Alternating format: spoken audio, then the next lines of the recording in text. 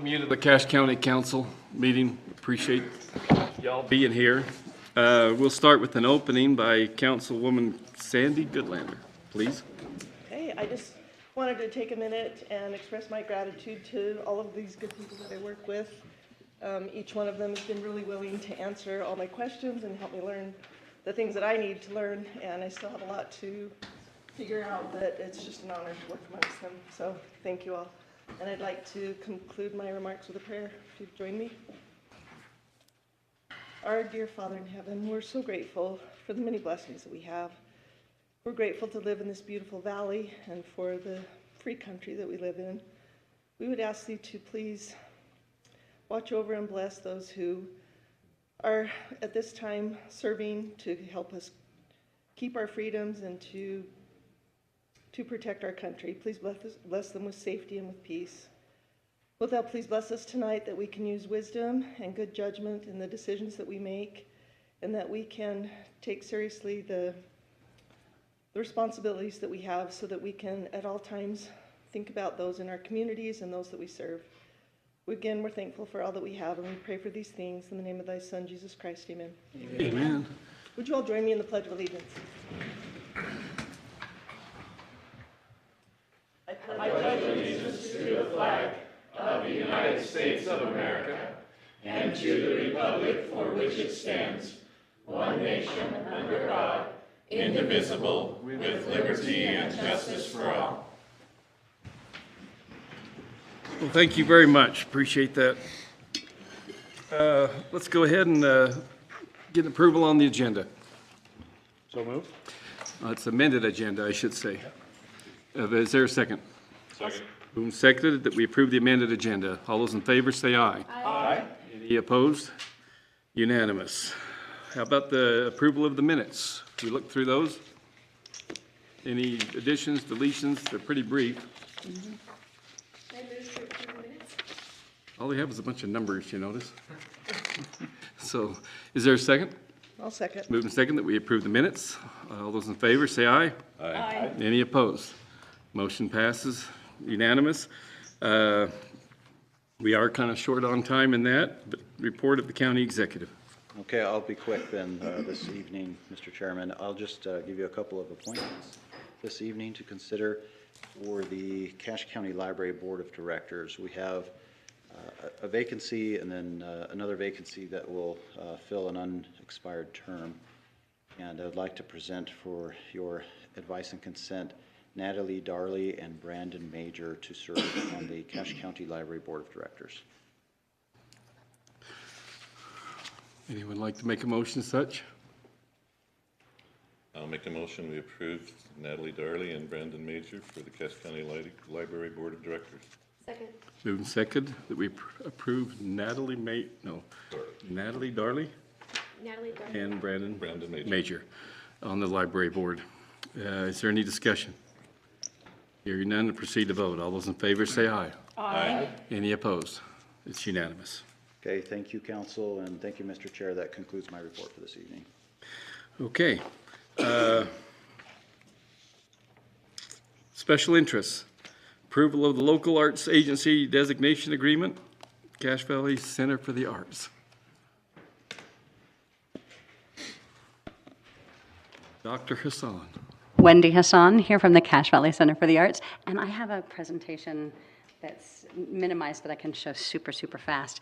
I won't take long because I've taken a break from rehearsal to come and share this with you. It's a delight to come before you and get our every other year approval of our local arts agency designation. A local arts agency is actually much more than just an arts organization. It's one that curates and cares for the arts ecosystem in their region. So as the National Endowment for the Arts is to the country and the Arts Division of Arts and Museums is to the state of Utah, so the Cache Valley Center for the Arts is for the for Cache County and Logan City, and we've gotten both of those designations for the past 15 years, and before that, the Alliance for the Varied Arts, which merged with Cache Arts, received it. And there are 4 of the 9 categories that we need to meet in order to get that criteria, and they include caring for providing a diversity of arts experiences, which we do through visual arts, performing arts, dance, ceramics, many different types. And you know what? I won't even do that. I'll just look it up and give them to you that way. And that way, we won't have to take the time.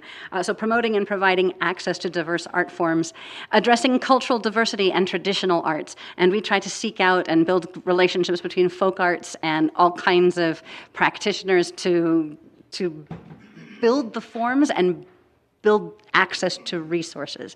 Then we also do regional fundraising for the arts or grant making. We actually don't serve that function, though during the shutdown we did have the opportunity of some private funding that came forward to us that we were able to then send out into the field to restart things. So periodically we have that function, but not as a general rule.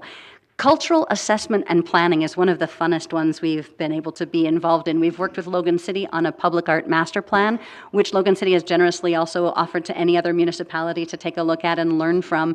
And we've participated in gathering local resources for the Utah Cultural Alliance, so it could be part of a local arts asset map. So you can go to this interactive map and find organizations all around. We also have an arts directory that we post on our website. As we find out about things that are happening, we try to post anything from auditions to classes, and we even have an interactive place where people who are willing to go and perform can put themselves as performers, so we can send folks to there to say, if you need a trio to sing for your wedding, or you need a band to sing at the party, or you're looking for a choreographer or a director, we have those tools started to help folks find each other and help things happen in the region. Producing and presenting programs not otherwise available. As most of you know, we have really rich arts that are built from the ground up in Cache Valley.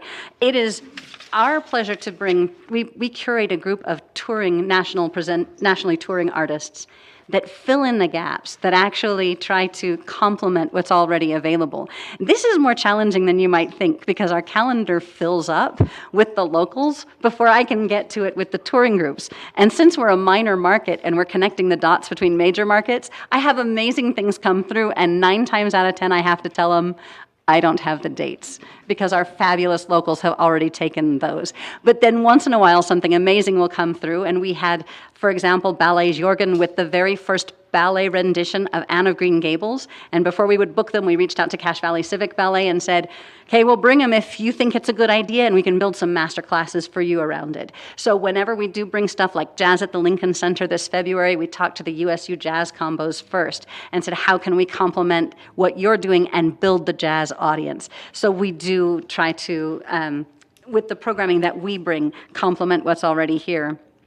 Supporting the creative economy and economic development, and we've worked closely with economic development efforts. My favorite story of this is a gentleman who was commuting here from Layton, and he didn't want to move here because he didn't think his daughters could find a dance class. And I could say, what kind of dance class? Because I can offer you 10 companies off the top of my head that can help you with that. So there are things like helping to attract and retain a qualified workforce that we can help with. And also, and this is one of my favorites because we often measure things like bringing in outside spending, and those are numbers that are wonderful, but we also can retain entertainment spending and keep everybody from going to Salt Lake. We had people that came to the Moth Story Hour that were surprised and enraged. They came up from Salt Lake. Why isn't this in Salt Lake? Well, it's in Cache County. You'll have to come up here to see it. It's not going down there. So that's been a really fun aspect of the economic development work we do. Managing art facilities or venues. As you know, we are the caretakers for 3 publicly owned cultural arts facilities that are historic, one of which is celebrating its 100th anniversary tomorrow. So I hope you all know about our 3-day celebration and are planning to come.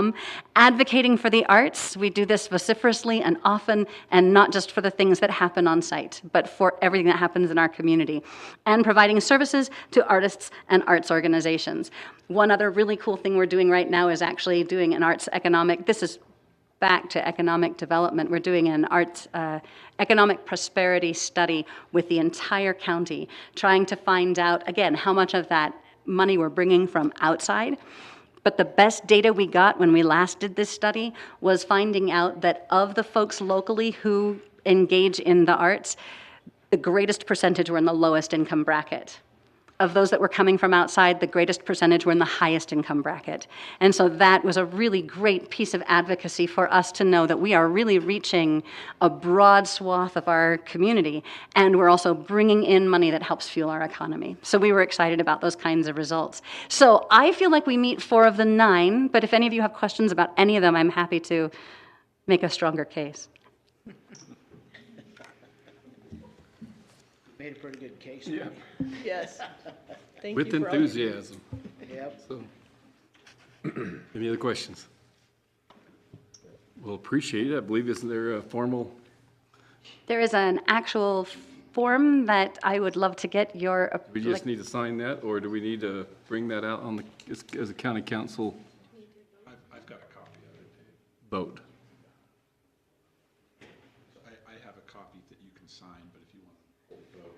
Well, I think it's good to vote on I something like it that. when you vote. I would suggest a vote. Yeah, I think it'd be good to vote, so. I move to approve the local arts agency designation agreement with Cache Valley Center for the Arts.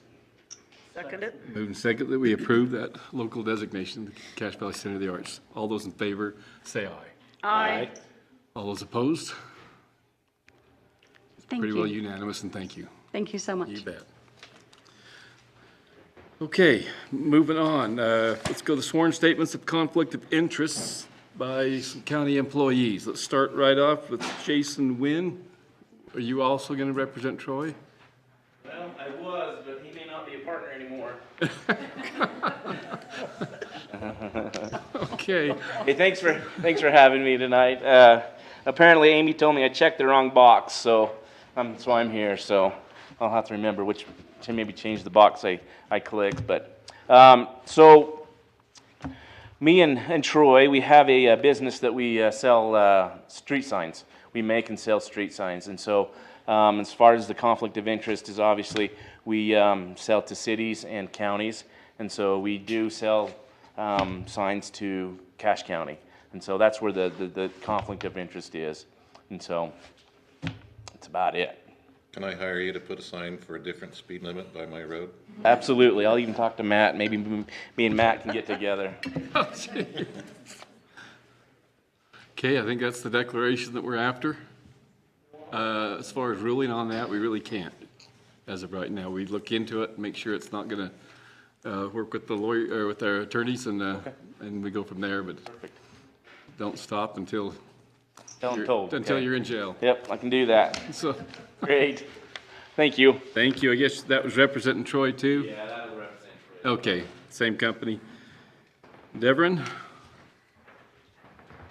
Hello, good evening. Thanks for giving me a moment to do this. I own a private surveying company, and I don't do business directly with Cache County, but I do business with property owners who live in Cache County, and those property owners do at times get reviews and approvals and record their documents with Cache County. So I go into more detail in my sworn statement, but I'm happy to answer any questions or. Anyone have any questions? I think one question that came up one time, Deborah, is that the county contracts with an individual to be the actual surveyor out there. Do you compete with the work that he does in your business? No, not at all. I don't do any county surveying work for the county, so, yep. If you do a survey and it's to be recorded, how do you keep that separate? That's an excellent point. We don't record the surveys in the recorder's office. The surveys get filed in the surveyor's office, but many documents that I do prepare get recorded in my office. And I can refer you to my sworn statement, but we have a procedure in place that I do not have any part in the recording or the processing of those documents that come from my own company. My chief deputy has full and complete discretion over how those get processed and recorded. She has the final say on You it. are over the chief deputy. I am, and that's the process that county attorney has, I'm working on putting that into a written policy, and he's okay with that. I'm happy to look at or take suggestions on any other thing that you think would be appropriate.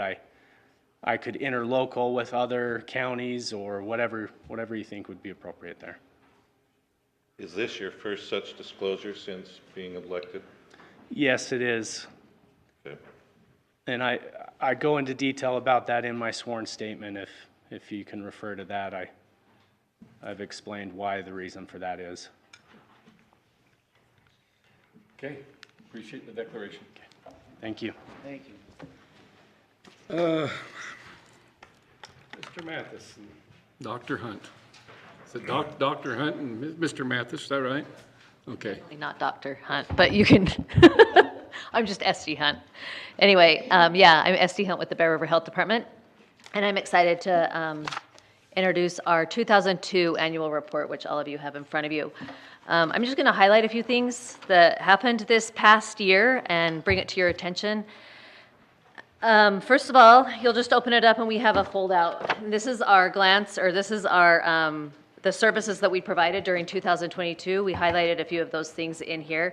I'll quickly touch on a couple of those. Let's go to that second row, just looking at routine food inspections. You'll see a large increase there. The biggest thing to realize is that that's actually back to normal pre-pandemic numbers. They dropped quite a bit in 2020 and 2021. So because of the pandemic, but they have gone back up to normal, which is great. And we hope to see that increase with even more inspections in the next year. So moving on, you'll see the numbers there for WIC. WIC is slightly increased by 1%. That is, for your information, women, infants, children, and that program. And we do expect that number to increase within the next year, of course, due to inflation. And we already have seen quite an increase in the numbers in WIC and people seeking out that service. One thing I really wanted to touch on and bring to your attention is the individuals that were provided mental health services at the Bear River Health Department. We now refer to what was once our substance abuse division as our behavioral health services, because we've really been trying to advocate and let people know that we provide mental health services in our community. We felt that there was a big gap between Bear River Mental Health that serves the Medicaid population and the private sector, and we're helping to fill that gap. And you can see that with our numbers up 17%. And we all know that mental health is an issue that many of us are fighting and hoping to tackle, and it starts with good treatment. And we have great facility and have been doing as much as, and I think we can definitely do more to increase services there. So we just wanted to show that that is increasing, because we think that's a great resource to the community. You'll see individuals provided actual substance abuse treatment is trending downward. Just so you do know, this is mostly due to that JRI bill that decriminalized substance abuse charges. So what were once felonies are now considered misdemeanors, and so the treatment and all of those, the counselors don't have as much pull in a lot of the things that they do. So unfortunately, that's why some of those numbers start to decrease. Okay. I'm going to skip the rest of these. You feel free to look at them. If you have questions, we can talk about them at the end. You'll just see a highlight there of some of our services in action on that next page. And then, of course, we have our great Board of Health. Jordan's actually going to talk about our Board of Health here at the end of this presentation, so I'm going to just kind of skip over that. We have a message from our health officer, Jordan Mathis, and then our budget. I'd like to bring your attention to that for 1 second. You'll see this blue teal area at 28%. If you look down to the key, that's emergency preparedness and public health response at $4 million. I would like to bring your attention to the fact that this was once emergency services, and it was once only about, on average, $500,000. So it was roughly 5 to 6% of our budget. This is artificially inflated due to that public health response funding that we've received due to the pandemic. So that is where that funding, that's why that looks so big. Moving on. Is that tightening though? Yeah, that will start to tighten as we move on. Most of it ends around 2024. So I want to move on to these goals, so I don't take much more of your time. But how we actually kind of lay out this annual report in the past and continuing is that we highlight our strategic goals, and then we go through a process of selecting one goal that helped us. One objective that helped us fulfill that goal through the year. So this year, our number one goal is, as it has been in the last few years, is the healthiest people, and that the people of the Bear River Health District will be among the healthiest in the state. This year, we partnered specifically with Utah State University to increase our collection of data to help identify gaps and ensure everyone had equitable access to care. And in our hopes of doing that, we hope to decrease the overall disparities that exist in our community. Now, that is a long process. That's not something that's going to happen overnight, but it leads into some of these other objectives that we have with these other goals. So if you'll turn that over, you'll see some of the leading causes of death, the county health rankings. One thing to notice, COVID-19 now remember that these are 2021 data reported in 2022. So in 2021 data, COVID went from number 5 to number 3. We had Alzheimer's that was number 3, is now number 5, so those two essentially switched. And our very bottom one, the kidney disease, actually replaced influenza and pneumonia for 2021. Our goal number 2 is a great organization, and I actually think many of you know this, probably because I believe we reported on this last year just because it was so current. But for 2022, we actually received our National Accreditation Award, which is a huge success for us. We'd been working on it since 2018, and it was a lot of work, as you can imagine, especially during a pandemic. But we actually did get that award, and do believe that it is something that will help us become and perform excellence of public health in our community. Our goal number 3 was community partnerships, and our hope is that we will strengthen relationships that will result in improved health of our citizens. What we highlighted and chose to highlight this year was our community health workers.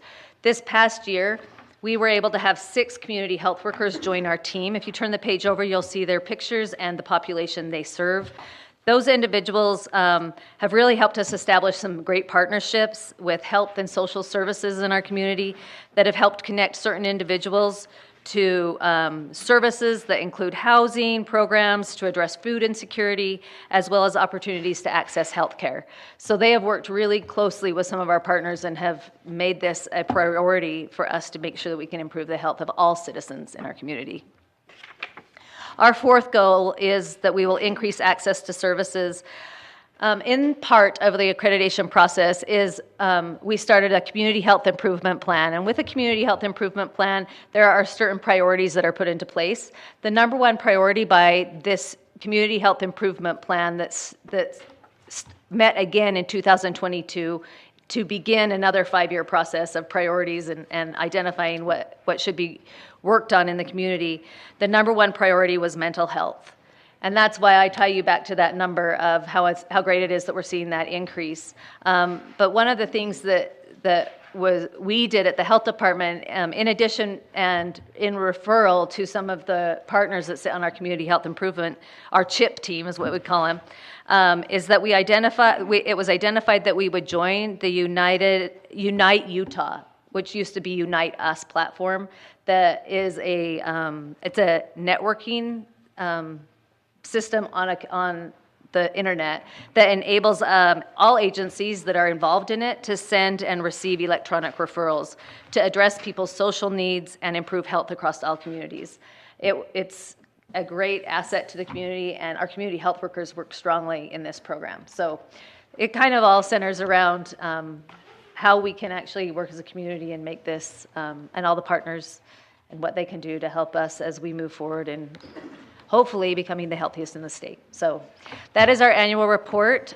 We would be happy to always take any input from the council that you may have in any services that we're lacking or need to improve on to better meet the needs of the community.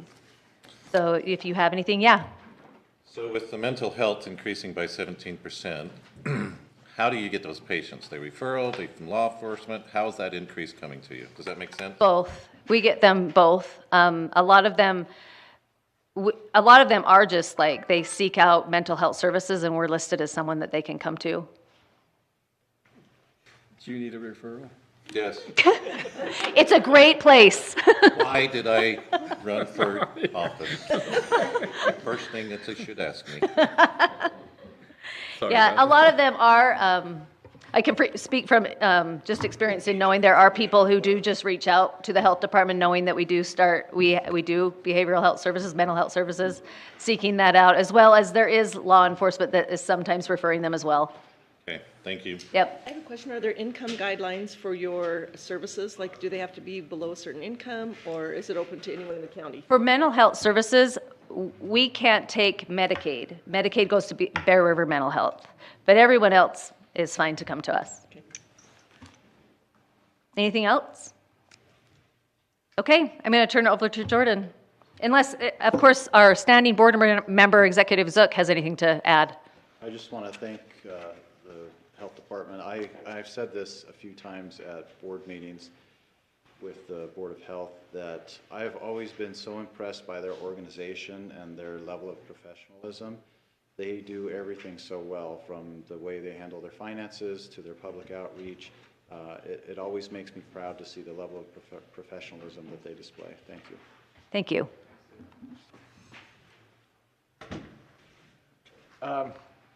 If you jump back to the Board of Health, we actually have 2 vacancies on our board. Dr. Ed Red and James Swink have had to step down from the board. And we have a unique way of selecting board members due to the interlocal agreement between the 3 counties.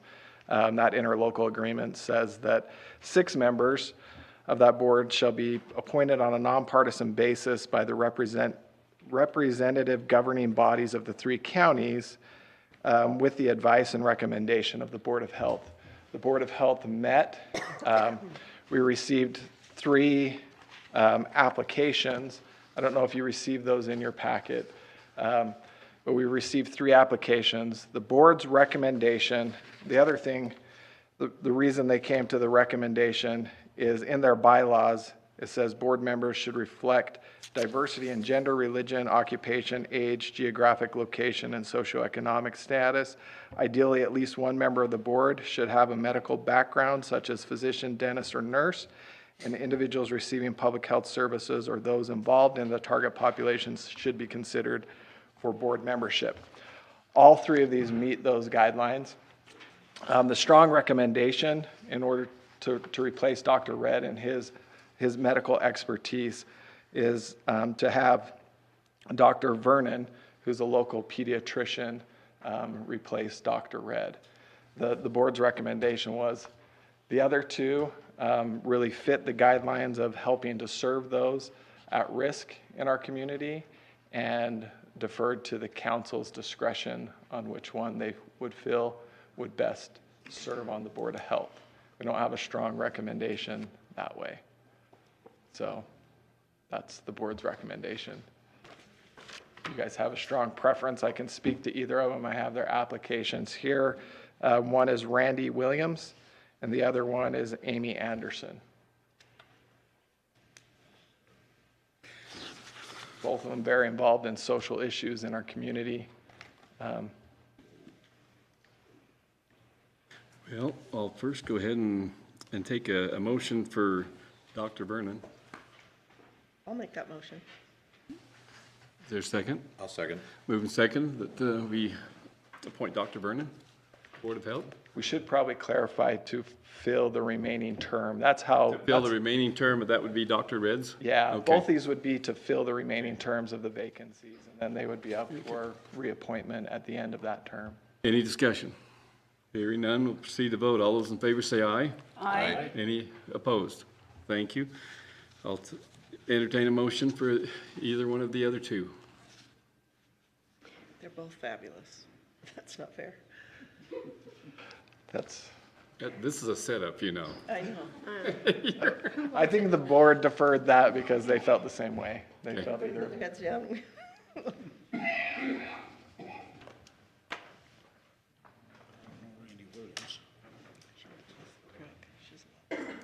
You gonna tip your hat any, so we know where to go? No, I mean, I met with both of them. They filled out the application. I feel the same way that either of them would be good.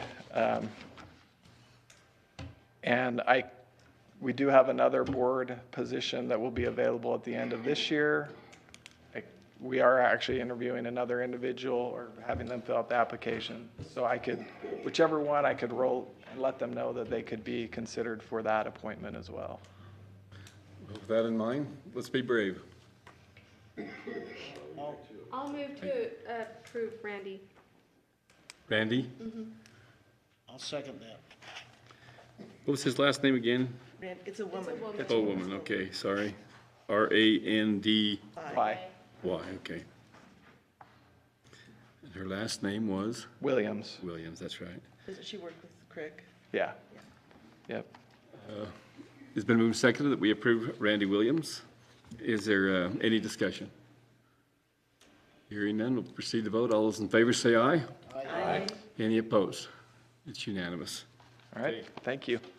Appreciate all you two do. Yeah, and bring us back. Actually, all of you do. Very much so, and thank you. Have a good evening. Let's go ahead and we'll do Board of Equalization matters. Well, let's see, it's 5:30, isn't it?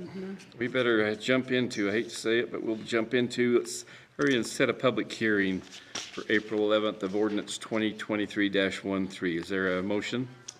I move that we set a public hearing for April 11th, 2023, ordinance 2023-13. Second. Moved and seconded that we set the public hearing for April 11th, ordinance 2023-11. Any discussion? Hearing none. All those in favor say aye. Aye. Any opposed? Motion passes. Let's go ahead and, do we have anyone to share information on? Yes. You said 2023-11, we're setting public hearing for 2023-13. Oh, I said April 11th, didn't I? You said 2023-11. Oh, I'm sorry, 2023-13, correct me. I was going fast, a little bit auctioneer. I got to be on now, okay? Let's go fast. Thank you very much, appreciate that. Let's go to the public hearing on ordinance 2023-07, vacating a portion of the road. Matt, would you please?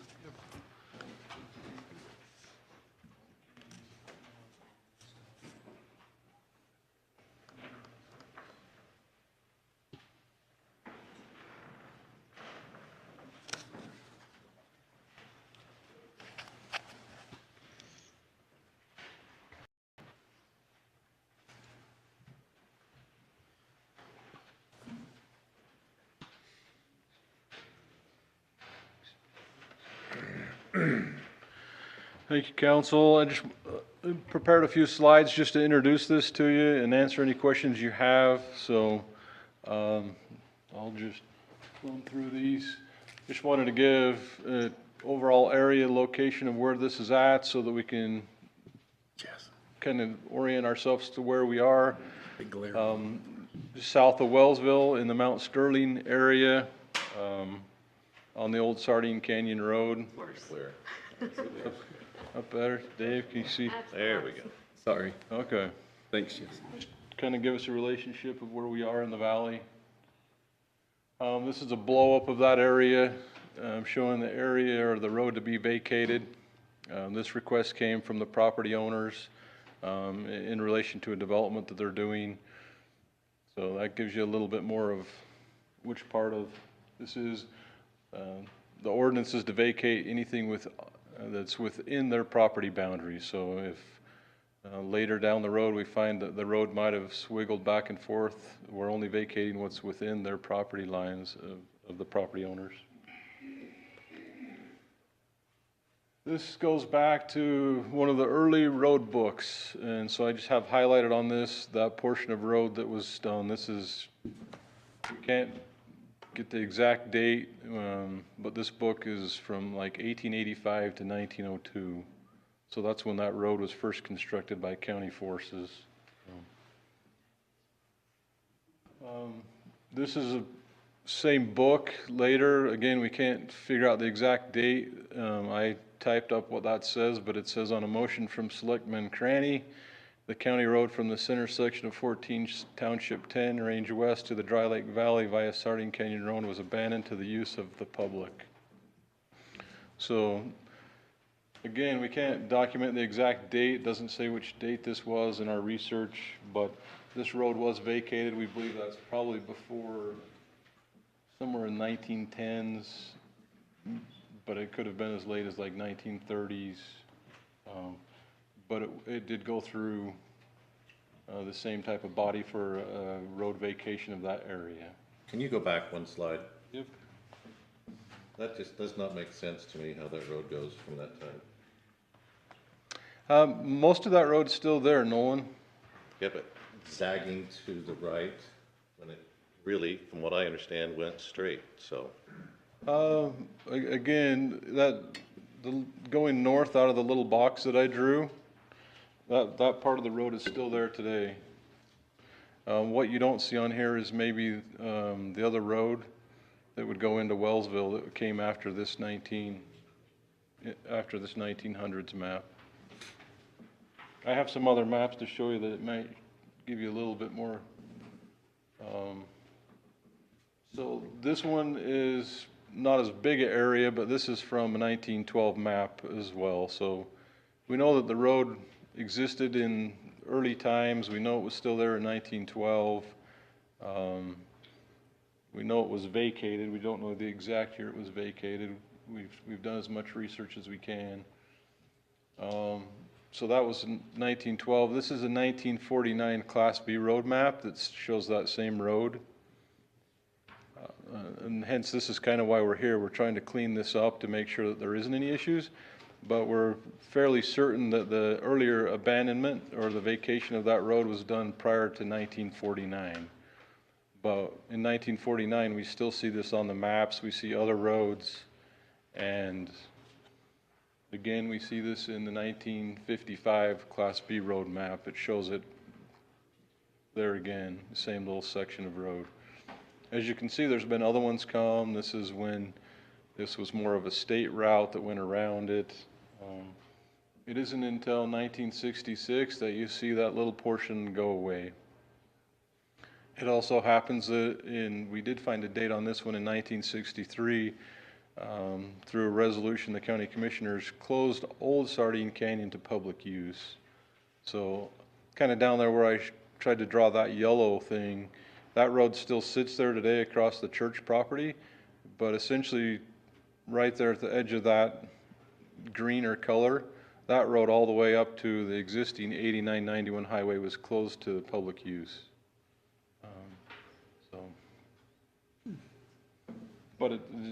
So I think there was a lot going on in those 1963, and then you kind of see it going. So it's possible that that road was vacated again.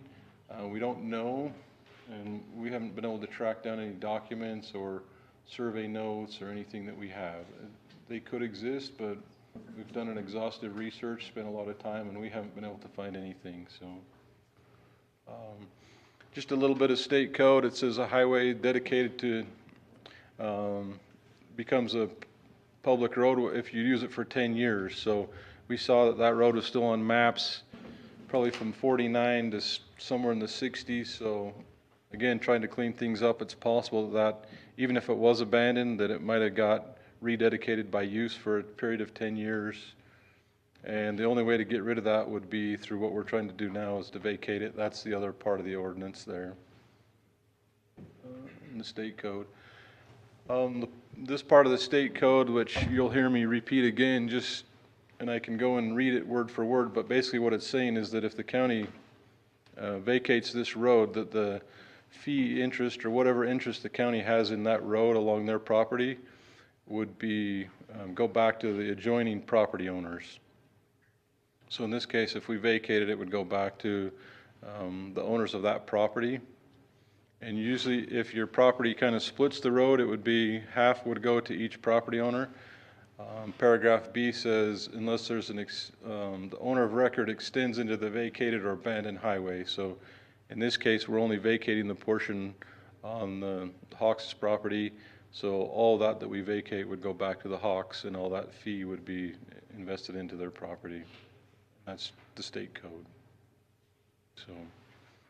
That part of that you're talking about, if there had been deeded ownership to the county, which you say there has not been determined, right? No, we couldn't find any deeded ownership.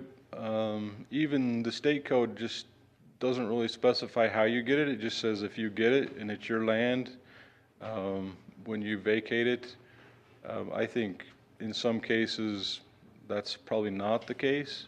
But if you look at C, it says title to a highway, street, or road that is a local highway authority closes, remains vested to the city. So that other portion of Sardine Canyon that was closed to public use is still, it's still the county's. It's still vested in the county.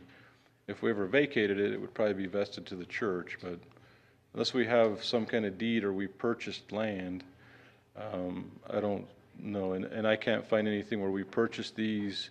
You get back into the patent time, so, and it was abandoned in once, so I think recommendations from the engineering department on this one is that we support this vacation, and we don't see that it's anything, we don't plan on building a road there. It's not, it's mostly to clean this up and let, not cause any problems down the road.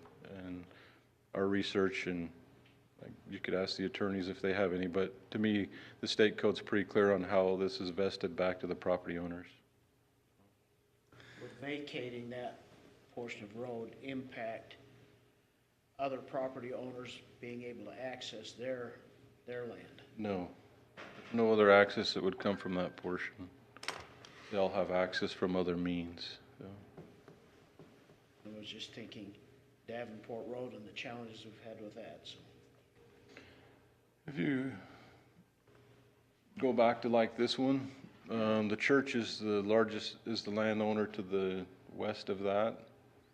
And the property owners that have requested this are kind of within what we call the nose.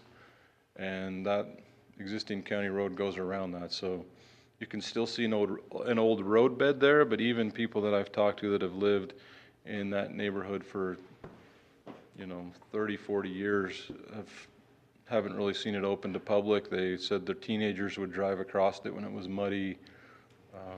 So I feel like we've done a lot of research. So As teenagers would do that. No such thing about that. No comment. No names. Go ahead and. If there's any other questions, I'm happy to answer them, or I'll sit down and let anyone else that wants to. Let's go ahead and get the public hearing opened here. Jess, could you open or give us some light there? Thank you.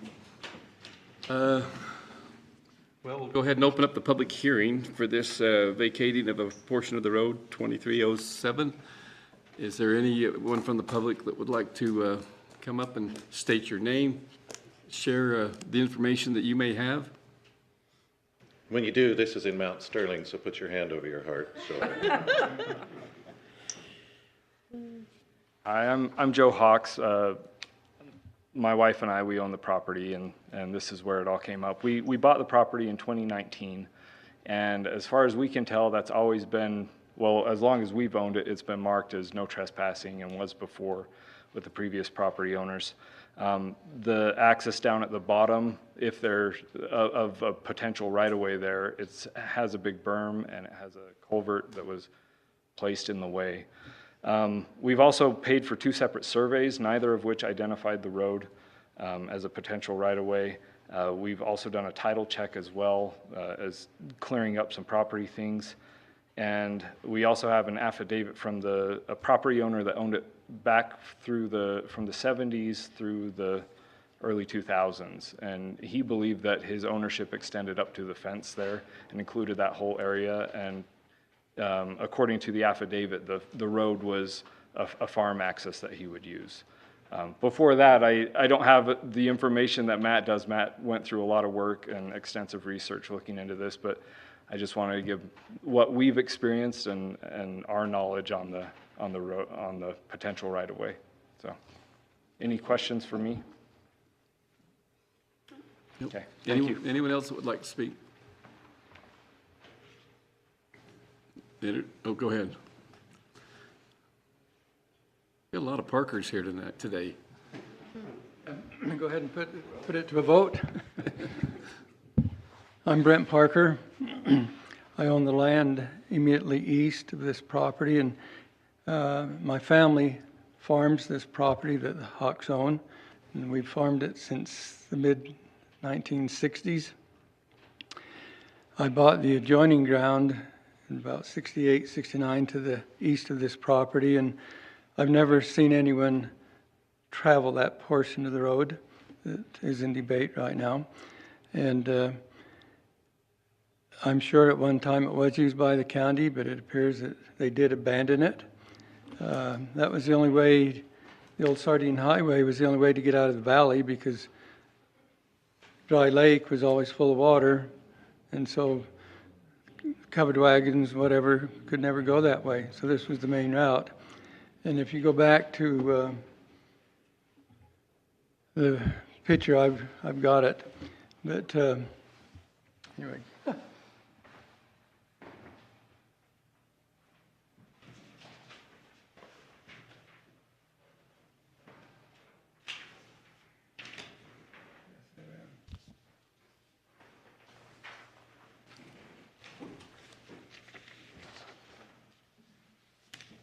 As you examine this photo, it's one similar that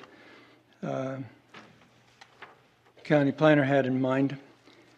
But in the center of this, what they call the nose, you'll see that there's a big ravine, and that had to be filled in with rock in order for the highway to go around it. And so this area in dispute was definitely used in the early days, the late 1800s, early 1900s.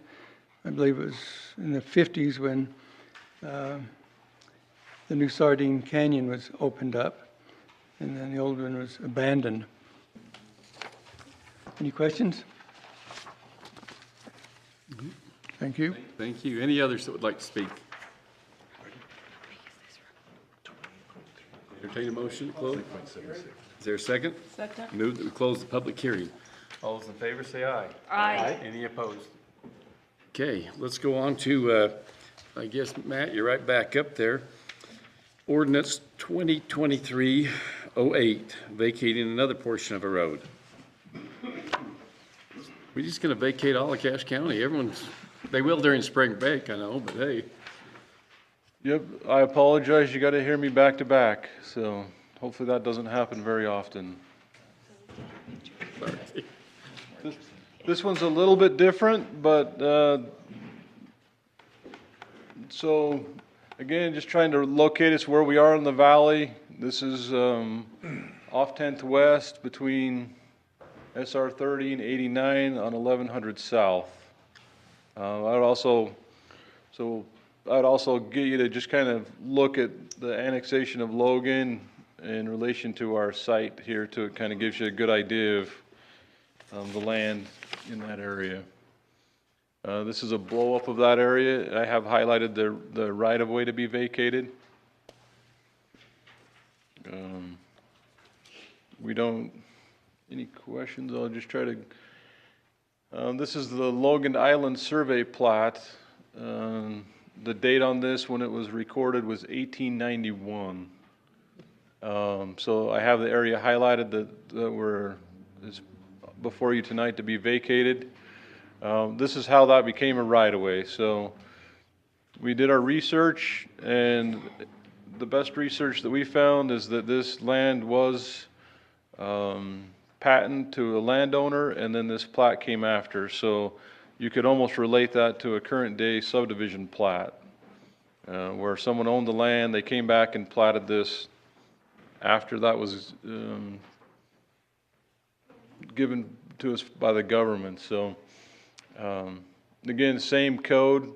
If we vacate this one based on that it was owned previous, it wasn't given to us straight from the government. The only way to vacate this is through an ordinance like we're doing. And in the same case, if we vacate it, the state code says that the property owners on each side of this would be able to get half of it. So in this case, it's the same property owner, so there's no fighting. But if we vacate that, which it doesn't go anywhere, I don't think Logan has any streets planned. Engineering department supports this one too. We don't see that it's We don't see a road, and if this did come back to develop later through a subdivision process, they would be required to dedicate a road. So it's just been there since 1891.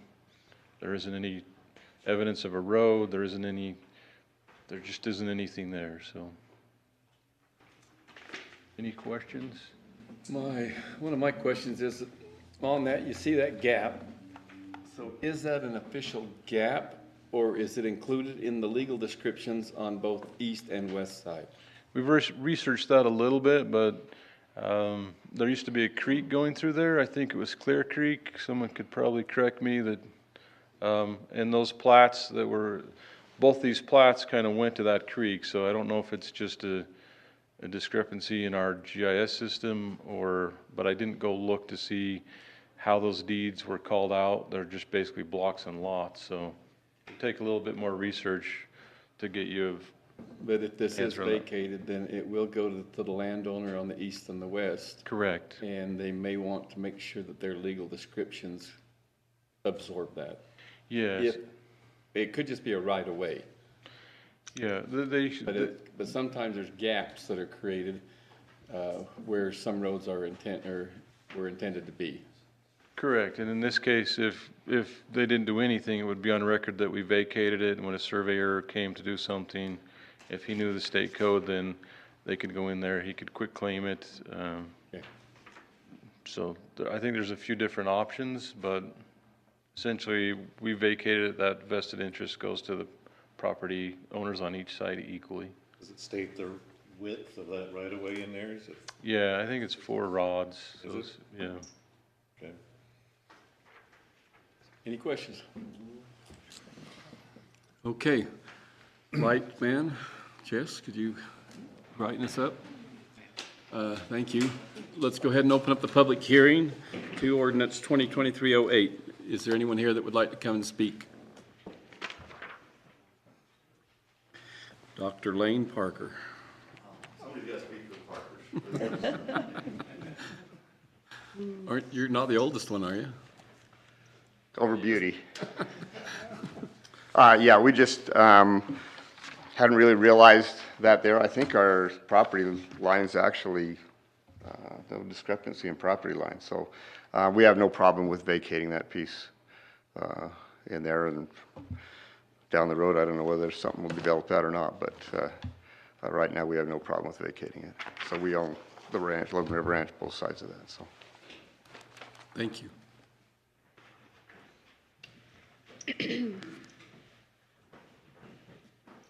And if you just state your name as you. Brett Jensen. Brett Jensen, I live in North Logan, Utah. We're actually the property owners directly to the south of this property. Maybe we can pull that map back up. The way this came about, we have worked through the city of Logan in creating a subdivision that was approved to the south of this property, and part of their requirements is that we gain a second access to the subdivision. And so we worked with the Parker family in moving that second access to the west of this right-of-way to what will become 1400 South. I'm sorry, 1400 West. And so in doing that, it just made sense to abandon this since, that road goes to nowhere, but 1400 South will actually connect up to the subdivision to the north of this. That's the road that we'll have to cross the river. Correct. Yeah. Yeah, the Little Logan right there. So that's how this came about. You're moving it basically, Yeah, if you see 1400. Join up that other one that goes up. Right, if you see 1400 South, there's already a right-of-way there. Yeah. Across the Little Logan River. And so as part of our subdivision, we will be putting in the rest of that road that connects to what is now 11th South. And so we're basically abandoning one right-of-way and creating another. We'll be putting it in. Any questions for me? Appreciate it. Anyone else would like to speak? I'll entertain a motion then to close the public hearing. Move to close the public hearing. Second. Move and second that we close the public hearing. All those in favor say aye. Aye. Any opposed? Okay, we'll do so there. And thank you to all that have spoken here. Let's go to item D. Actually, yeah, we'll go to item D, ordinance 2023-12, TYJ storage. Mr. Watkins. Good evening. I think this is real close to another one we just listened to, didn't we? Far away, that's right. Go ahead and share.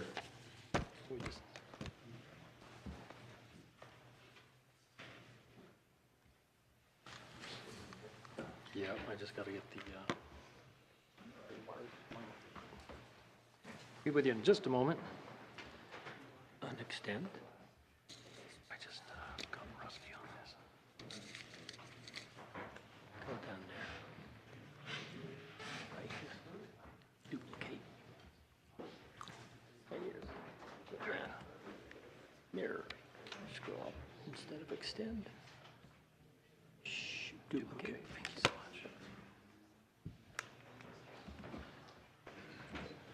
All right, thanks for that assistance, and good to be with you. And for your consideration this evening is this property, 3 parcels, just located north of the Logan Cache Airport. And so these are total to about just over 26 acres, and currently surrounded by agricultural and there are some residential uses to the north, and then nearby are airport uses. And we'll look at some of the limitations on this property that limit the potential future development potential to industrial uses, and those in particular with lower concentrations of employees, customers, and so forth. So the applicant is Tony Johnson, representing Chambers Spring Farms as the property owners, requesting a rezone from agricultural A10 to I industrial. And so just looking at future land use planning, this is the recently adopted comprehensive Cache County General Plan future land use map to the left. And that was created in reference to Smithfield's future land use planning, which is seen on the right. That kind of bright fuchsia color represents Smithfield's long-term vision for light industrial uses, extending to the south and west of the community. However, as attached to the staff report, they're not able or ready to extend services at this time, in particular properties that are not adjacent to the existing or contiguous services provided by the city. And similar note from Hyde Park City, that at this time they are not able to extend services to a property this far away from their current growth and infrastructure service areas. So you see that the property actually is kind of located where the 2 communities plan to meet in the future in terms of servicing future growth. Some of the limitations that apply to this property, as shown in the staff report, just give you kind of a view of the airport overlay zones.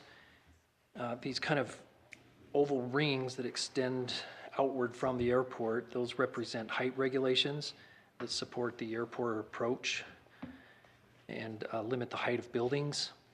This kind of tan area in the middle, as well as the blue, those are described here as the blue hatch area.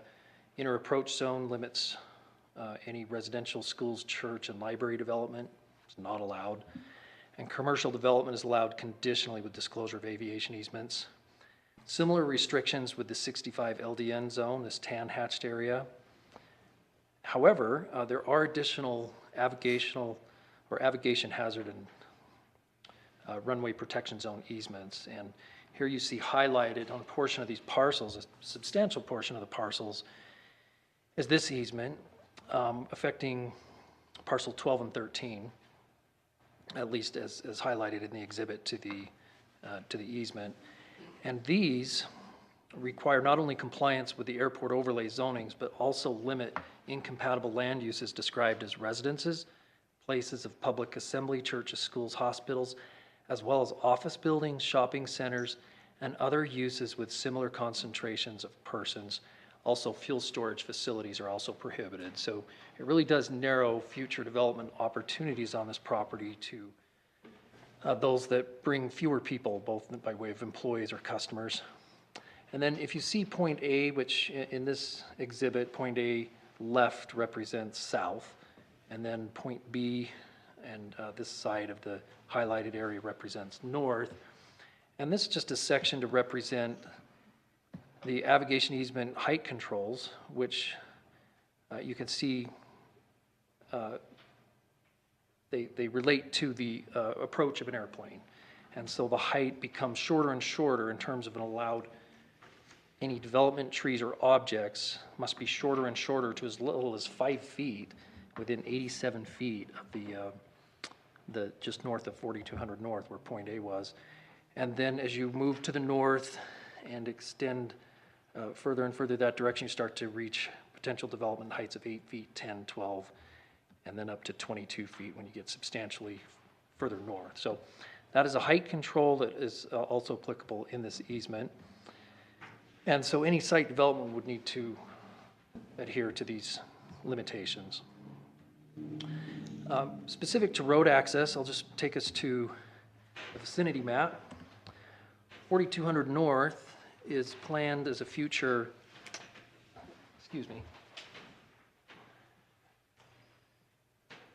major collector. And, as Hyde Park plans to eventually extend services and land use plan around the airport and even further west of the airport, they are anticipating this in their transportation master plans as an arterial.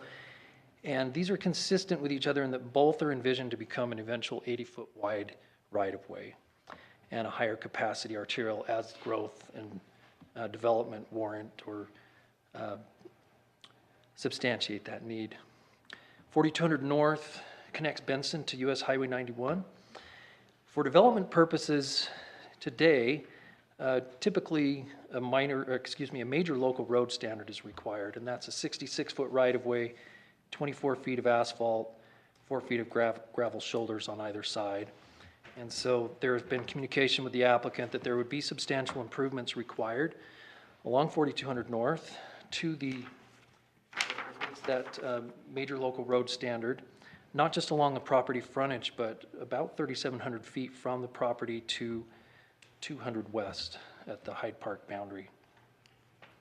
That would also need to consider drainage improvements, and they're based on study of existing right-of-way and survey work, there may be some right-of-way acquisition necessary.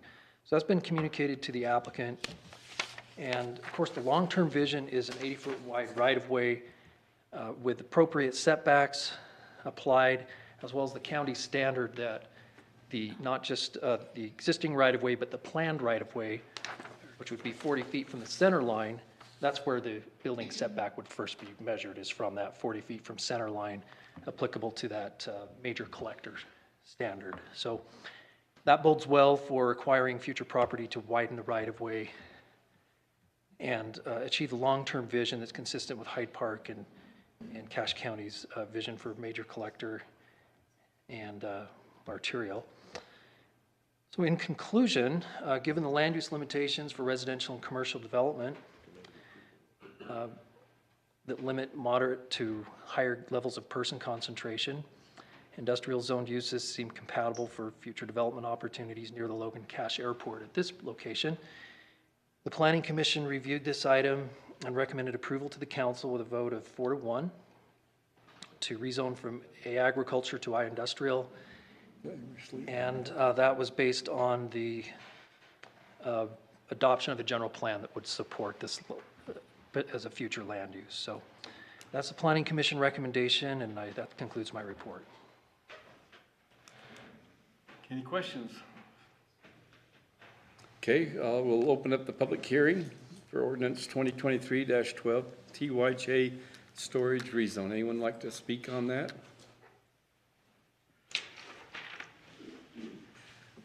I'll entertain a motion to close the public hearing. So moved. Is there a second? Second. Move second to close the public hearing. All those in favor say aye. Aye. Any opposed? Okay, let's go back up to BOE, Board of Equalization. So,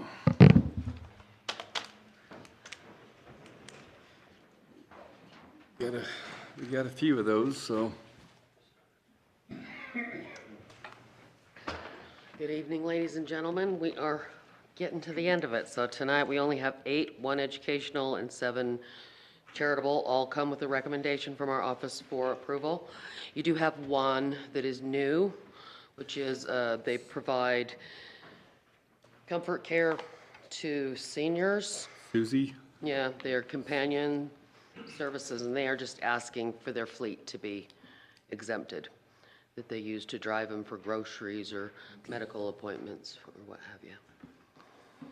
Any questions for me? Any questions specifically on those? I'll entertain a motion to approve those. I will move we approve the 8. Now we're going to Board of Equalization matters with 1 education and 7 of the others, correct? Correct. Okay. I'll second it. Move and second that we approve BOE recommendations given to us today. That's 08, 1, 2, 3, 4, 5, 6, 7, 8 on our agenda. Is there any discussion? All those in favor say aye. Aye. Any opposed? Motion passes. Okay, I'll see you back here on the 25th of April after we finish the hearings. Okay, hey, thank you. Okay. Appreciate all you do. Thank you. Go home. Okay, we'll jump that back down if we can to Resolution 2023-04, opening the 2023 budget. Okay.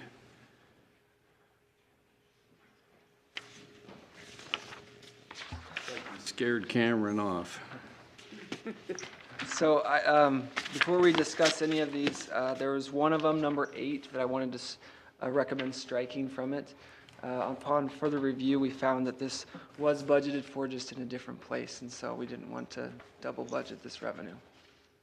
Which one was that? Number 8, it's under Victim Advocates, their State First Responder Mental Health Grant Award. So.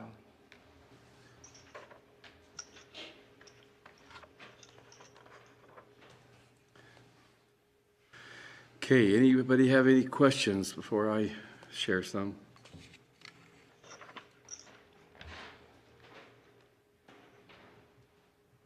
Go ahead, I had one, but I gotta find it. Okay, number 12, economic development.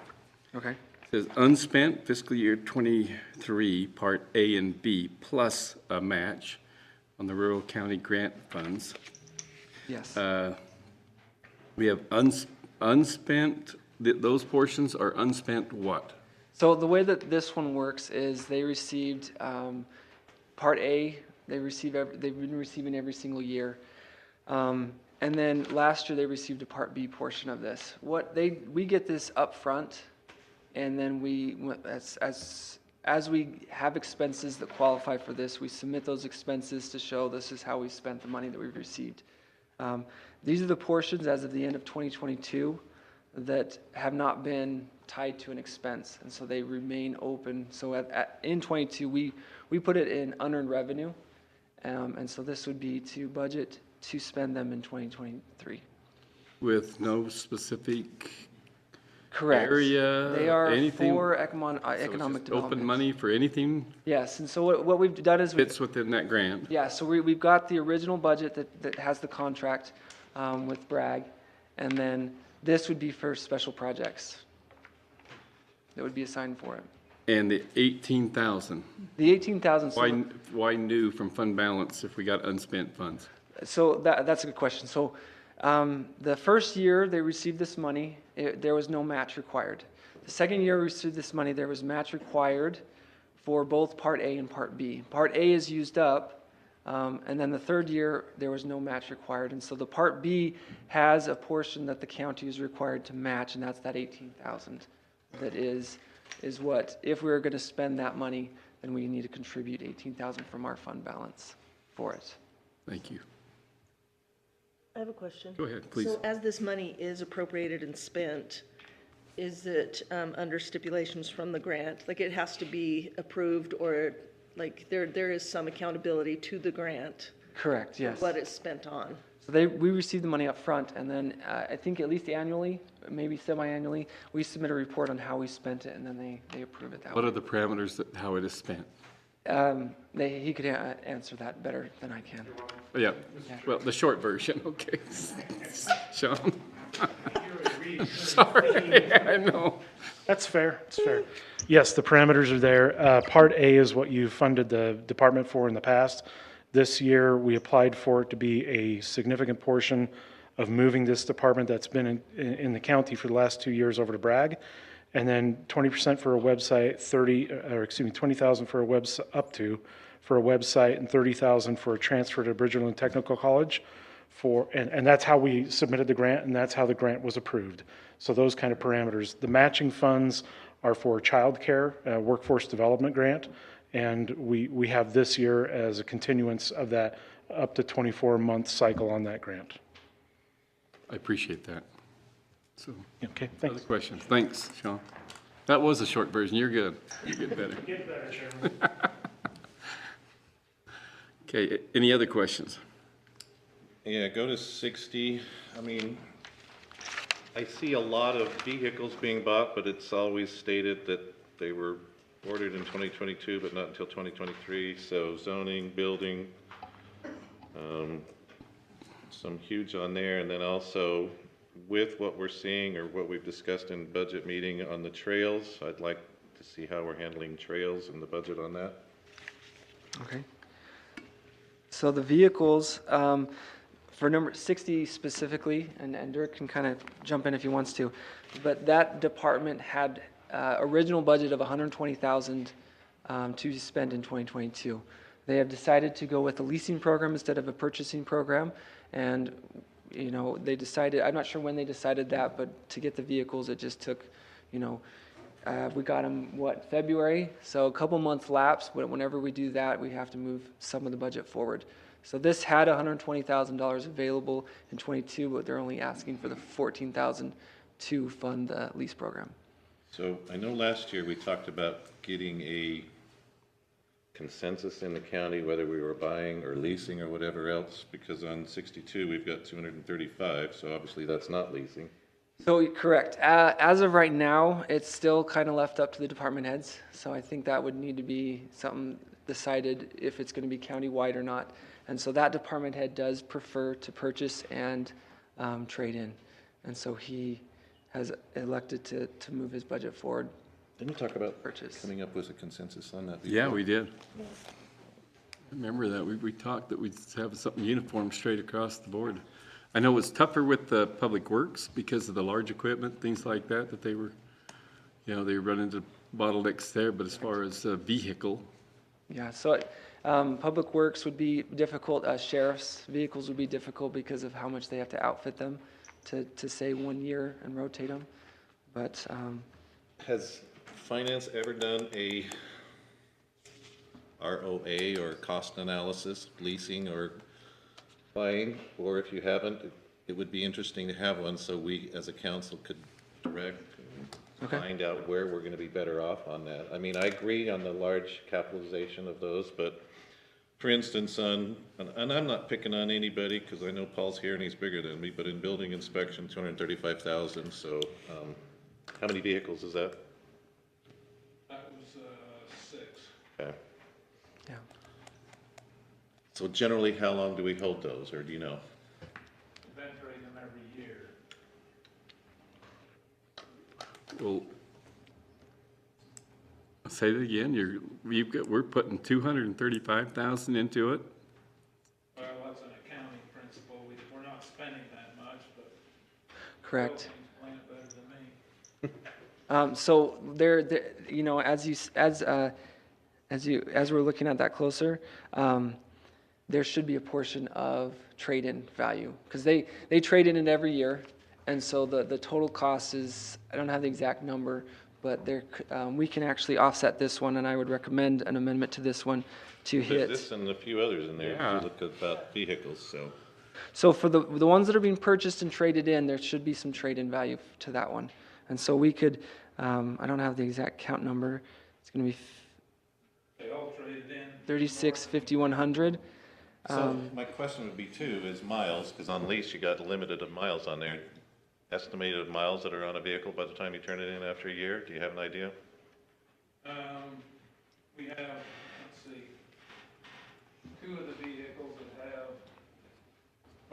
would be around 10, 4 of them would be around 10 or less, and the other 2 would be, one probably around 16. That isn't making sense. One maybe 12, 13,000. And Just kind of depends on where they go. Usually with these leases, there's not a mileage limit. We keep an eye on the mileage because it affects the trade-in value, but essentially the way that the leases are done is like a sale and then a sell back, and the lower the miles are, the higher the sell back price is. I almost wonder if the days of buying something and trading it back and getting the same amount of money are over, or getting less and less based on inflation and everything else there too. It's been good lately because the price for these vehicles has been higher than usual. And like Mr. Bernstein just said, all of those vehicles were sold back for more than what we paid for them, which historically has been something we've been able to do because we have had dealers offer vehicles to us at a state rate, which is a sharply discounted rate over what they're sold publicly for. And when we can buy them at the state rate, which is cheaper than the market rate, we can then oftentimes sell them back in a year for the market rate and make money or break even, or at least have a pretty cheap lease over that year. Well, I just focused because of such a high number on there, so if. Correct. Just how you explained it, then if we're breaking even or pretty close to in that, why do we need? So no, that's a good question. So Why are we putting $235,000 into a fund that, you know, that we're getting so much back? Right, yes. And it's So a wash. The way that we've done the POs, I'll say it was an oversight. We roll forward the POs, and so it's really easy to see the expense side of it, but it's always sometimes harder to remember, oh, this one has revenue tied to it. Because I can tell you on 58, it doesn't have revenue tied to it. That's just a new vehicle for them. Is engineering the same way with 55,000? We should be lowering that one? Engineering, I want to say, is a new person. But are we turning it back in? So But when they do trade that one in, if they trade that one in, yes, that would have it. So we have to show the expenditure. Yes. Even if we're going to get all of that revenue or more back, we have to put it in the budget, how much is going out, and then it will show in the budget again as the revenue coming back in, and they'll even each other out, but we have to put all of that money in the budget. Correct. And I'm fine with that. Yeah. We could put an asterisk or a note to that indicating to us who are reviewing the budget that this is the intent, so we know. Correct. So in the original budget opening, if there was vehicles, we did put it in there. But for this one, if you wanted to amend it, it would be account like 236-5100. That is the sale of capital asset account that you could offset. I don't have the exact number on that invoice, but it'd probably be 200,000 for trade-ins. And so it wouldn't show all coming out of appropriated fund balance on that one. See, that's what I like, you know, if that's the process, we need to see the process go through on a budget.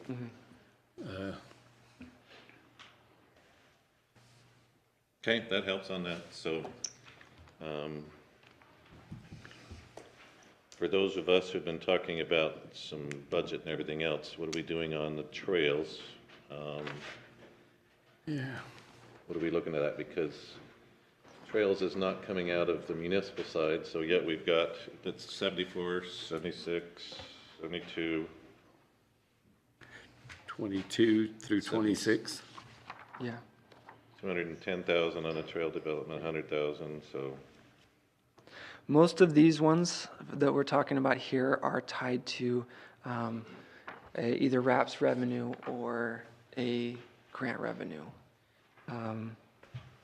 So anything that has like the RAPS, so 74 through 78 will be tied to, so whether it was in the municipal services fund or the general fund, that would be tied to those. So can we put that there too, rather than saying municipal services, because of what we've gone through lately? Does that make sense? As in, you want to? The sources. We will be moving that. It's not, in this budget update, it's not showing that it's being moved out of municipal services yet. Historically, trails have been accounted for in the municipal services fund, but after some of the discussions we've been talking about and review of state law and in reference to these accounting principles, we have determined that trails are more of a countywide service and could be moved out of the municipal services fund into the general fund. And so in a future budget, we plan on moving that, but that hasn't been done yet. Right. And Trails does have their own fund balance inside of the municipal services. So if you look at that, each one of those 72 through 78, it says appropriated fund balance Parks and Rec, not municipal services. So we will, when that changes is made, then we'll be moving any type of fund balance Look with at it. 76, you've got RAPS tax on there. Is that where you're saying that's come the same as 78? So Yes. that would tie into there and rather than from the Yeah, so municipal all those awards were awarded previously, and so at the end, on our financial statements, the audit we're working on, we'll have a restricted fund balance for trails for those amounts on it. Okay. And there was another one, so. Well, while you're doing that one, back to number 20. That didn't get changed, did it? From the last time? Was that always coming out of development services? Yes, that's the same. Yes, yeah, that one's always been coming out of development services zoning. Okay. And let's go to 59 is my next question. And I want an explanation on this one. Why? $9,800? Dirk explained that last Yeah, time. we but I'm talked sure about that he one last can time. explain it again. Well, I still don't understand why. He can explain this better than I probably could. Well, So just a reminder, these are purchase orders that are using last year's, money that was in last year's budget. And it was planned to make those purchases. In December, when I contacted Arbinger, we couldn't basically close the deal. So that's all it is. It's for training for Arbinger Institute. We are a legacy client of Arbinger, and it's communications improvement and leadership training, which we need in the Development Services Department. So it's training for our staff, for all of, and it's only within Development Services, because that's within our budget, right? Within Development Services budget. How many years has the county been using that training program? I don't know. I know when we called them that they said that we're a legacy client, meaning it's been probably since they've been around, which I think is 1998. Well, you just said that we really, really need, so it isn't working? Well, we haven't had the training. Okay. You just Ever since I've been here. said we've been involved with it for all that long. so- Yeah. Continuous improvement is good. Yes, absolutely. Well, look, $9,800 baby steps, guys. Okay. I know the airport fund is a big transfer and a big change on that one.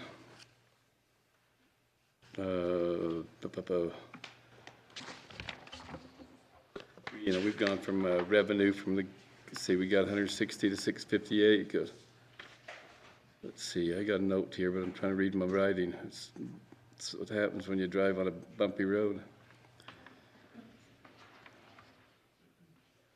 Yeah, well, we're jumping $496,000, $850 on that one. Do you remember? That's like page 18. I don't know what that, I got written down there, so I've got to go to page 18. Yeah. Let's see, page 18, 13.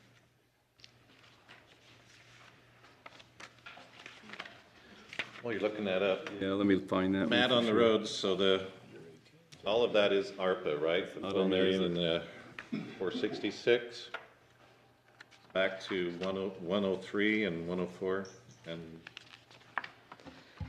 Yes.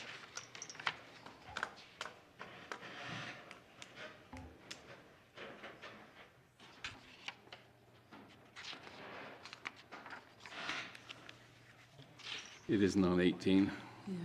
No, sorry. The section under department, page 18, is that what that is? Yeah. Say it again. The section titled department, Budget then page amendment by 18. department. Page 18. In department, is that? It probably, yes, in the department, that's it. Had my scroll at the bottom disappear. Good, now I can see it. Mr. Chair, can I ask a question? Yeah, please, Just as please. this is the first budget opening that I have been involved in, is this typical of the size of items that we go through, or is this atypical? Well, I know that the airport one, to me, that's pretty dramatic. Yes, so on the airport one, those are, 115, 200, we jumped all to 812, in revenues. And then down below on expenditures, you're going for 423, bang, 952, $500,000 jump there. correct, yeah, so they have two big projects. They have 3 amendments, but one of them is only for 11,000. The 2 big ones that you're seeing are to finish up their airport master plan, which is a grant funded, so they only have to appropriate 16,000 roughly of the airport's fund balance. The rest is covered by grant revenue. Okay. And then they've got a project for replace directional signs. That's 160,000 that will be grant funded with needing $8,000 of county funds. So. And those are the things that, you wonder how dramatic it is, but what are they specifically going for? Right, so those are the Is there any participation funding from any other entity? The state, so those are both federal grants, and the state covers about 5%, and then our match is 5%. Aren't we in that with Logan City? Oh, so this comes just from the airport fund. The airport is with an agreement with Logan City. The county contributes 80,000 and Logan contributes 80,000, yes. That's what I'm asking, so Yeah. I appreciate that. Any other questions? Any? Well, you guys are reverent. Well, no other changes? Is there any amendments, changes, whatever?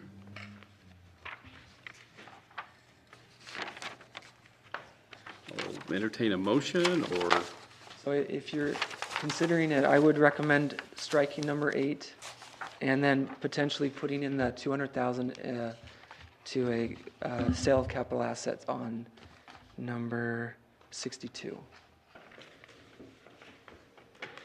Is that the only one that's gonna be selling that back? Off the top of my head, yes. There's quite a few vehicles, like you said. I'd have to double check on the fairgrounds. I know the engineering's is new.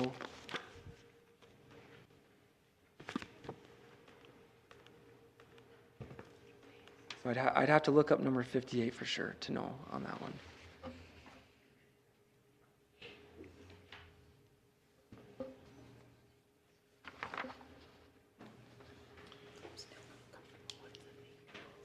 So, Matt, we talked about, I'm seeing the asphalt distributor, but did we put in here the not the grader, but the Caterpillar or the bulldozer? not yet? Not yet, okay. I was looking for that too, and that wasn't in here. That's coming out of the economic development. Cool. Well, Mr. Chair, I would make a motion to approve Resolution 2023-04, the opening of the 2023 budget with the changes suggested on item number 8, striking that, and item number 62, adding clarification for the trade-ins on that line item. Bill, if you get a chance, will you look to see if there's others out there that would be the same way? Yeah, I can do that. Thank you. Is there a second? I'll second. Been moved and seconded that we pass Resolution 2023-04 on this budget hearing and striking number 8 and changing, putting $200,000 to the sales capital asset fund, number 68, right? 62.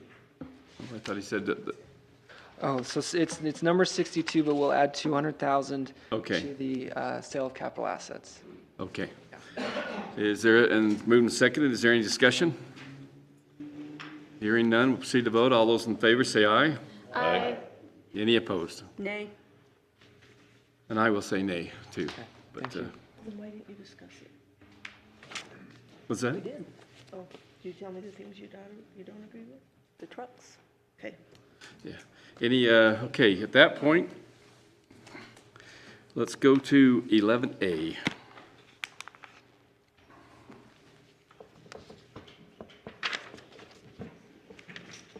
Vacation the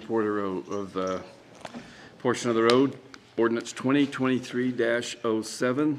This is I guess the first time we've heard this, but is there anything on that you'd like to hear or further discuss, or? Mr. Chair? Yes. Just for a point of clarification, at one point, we don't know when it was abandoned, but then through use, it was rededicated. But now we want to abandon it officially, right? Is that, is that? So I can, Twice, actually. so I can maybe clarify that. So please. The government can't abandon a road. The only way that we can give up our right is through vacating, which takes an act of the legislative body. So if we've abandoned use, that doesn't vacate the county's property interest. It shows that we maybe haven't needed the road in this case. But as far as the public's right to that road, it doesn't go away unless there's an action by the legislative body. And we have no record of that. And we have no record of that. And we have multiple maps in increments that just to clarify for the public's knowledge on this, because this is, I think Carl mentioned a road that has caused a lot of issues in our county. And so until the legislative body, whether it was a commission or the council now, officially vacates the road and there's no record of that actually being vacated, there's lack of use and abandonment, but that's a term of art that doesn't apply to the government. Okay, so the fact that it wasn't drawn on multiple maps is just a lack of use, not any action. And that could be That we know of. potentially evidence that maybe there was something, but if it's not in the records kept by the county and there's nothing been recorded, that's also evidence that it hasn't been officially vacated by the county. Okay. I will waive the rules and make a motion to approve ordinance 2023-07. Is there a second? I'll second. Moved and seconded, we waive the rules and pass ordinance 2023-07, the vacating of a portion of a road. All those in favor, or is there any discussion? All those in favor, say aye. Aye. All those opposed, say nay. Motion passes. Let's go on to 2023-08, ordinance, another vacating of a road. Again, we'll waive the rules and make a motion that we pass ordinance 2023-08. Is there a second? Second. Moved and seconded, waive the rules, pass ordinance 2023-08, vacating that portion of the road. All those in favor say aye. Aye. Any opposed? Motion passes. Let's go on down to 11C. Matt, could you come back up here? No, just kidding. You've been going back and forth so much. Okay. Anything you'd like to do with ordinance 2023-12? TYJ storage rezone. You'd like to look into it a little bit more? That is the initial. Is the description that's written under there on our agenda incorrect? Yeah, it is. You go up to, on that description, it looks like it's gotten kind of a repeat from a different one, but if you go back up to item 9D, there's the description right there. Okay, perfect. I did have one question just about this. And maybe the information's out there and I just missed it, but we talked about the overlay zones from the airport and the restrictions that come with that, but has the airport evaluated this, and are there any known plans that might need to be considered before anything changes on the ground? That's a good question for Mr. Watkins, and if he doesn't know it, then we go to legal. Yeah, thank you. I recognize that I could have included some comments from the Logan Cache Airport, and specific outreach was extended to them to comment, and the message I received back was that per the master plan, they have the property that they need and the approaches that are needed. and that this was not to be of concern to their future expansion. Just So want their input. They're aware of the height requirements and everything else that you Yes. showed on there? They did reference avocational easements, and just wanted to reiterate the importance of the applicant understanding those. This is the rezone. Once it's rezoned, then they'll still come in for their condition, well, Yep, their site plan, conditional use. yeah, to follow everything and make sure that when they show all those drawings, that everything is of a certain height. So, Yes. Thank you for the question. good one. Other questions? Entertain a motion, or do you want to wait till next time? Well, based on what the planning commission did, I will waive the rules and present a motion to pass ordinance 2023-12. Second. Moved and seconded that we waive the rules, pass ordinance 2023-12. All those, or is there any discussion? All those in favor say aye. Aye. Any opposed? It's unanimous. Resolution 2023-05. This is a new one. Taylor. Good evening. Thank you for this opportunity to meet with you. This resolution was written by one of the members of our staff, Jairus Kendall. He's I just want to recognize him. He's serving in the Army Reserve, so he is doing his service right now. So I'll do this in place for him. So this resolution is amending the Cache County personnel policy. And it specifies some rules that apply to receiving compensation for transactions involving the county. And I will make a note to you that there should be a correction here. There is a clerical error. It makes a reference to Cache County Code 2.62.040. That does not exist. It should read 2.60.020. I brought that up to Micah earlier, so that will be reflected in the signed copy. Okay. That clerical error will be changed. But the substance of the change is that no officer or employee shall receive or agree to receive compensation for assisting any person or business entity in any transaction involving the county unless the officer or employee, and this is where the change comes, follows the requirements in the Cache County Code and Utah Code by filing the sworn statement and disclosing the required information with the county council or the governing body on which they are a member. So this cleans up the language, brings us into compliance with state code, and makes more explicit the requirements on county staff and elected officials. Okay. I know this was reviewed in Ordinance Policy Committee. Yep. And So basically, we're taking out the stricken red on the page 2? Yep. Yes, so there is a red line of the section that comes after on page 2, if you are interested in the previous ordinance and how it's So that how it's ordinance has got changed. to be changed on that part too, right? That's correct. That clerical error will have to be reflected throughout.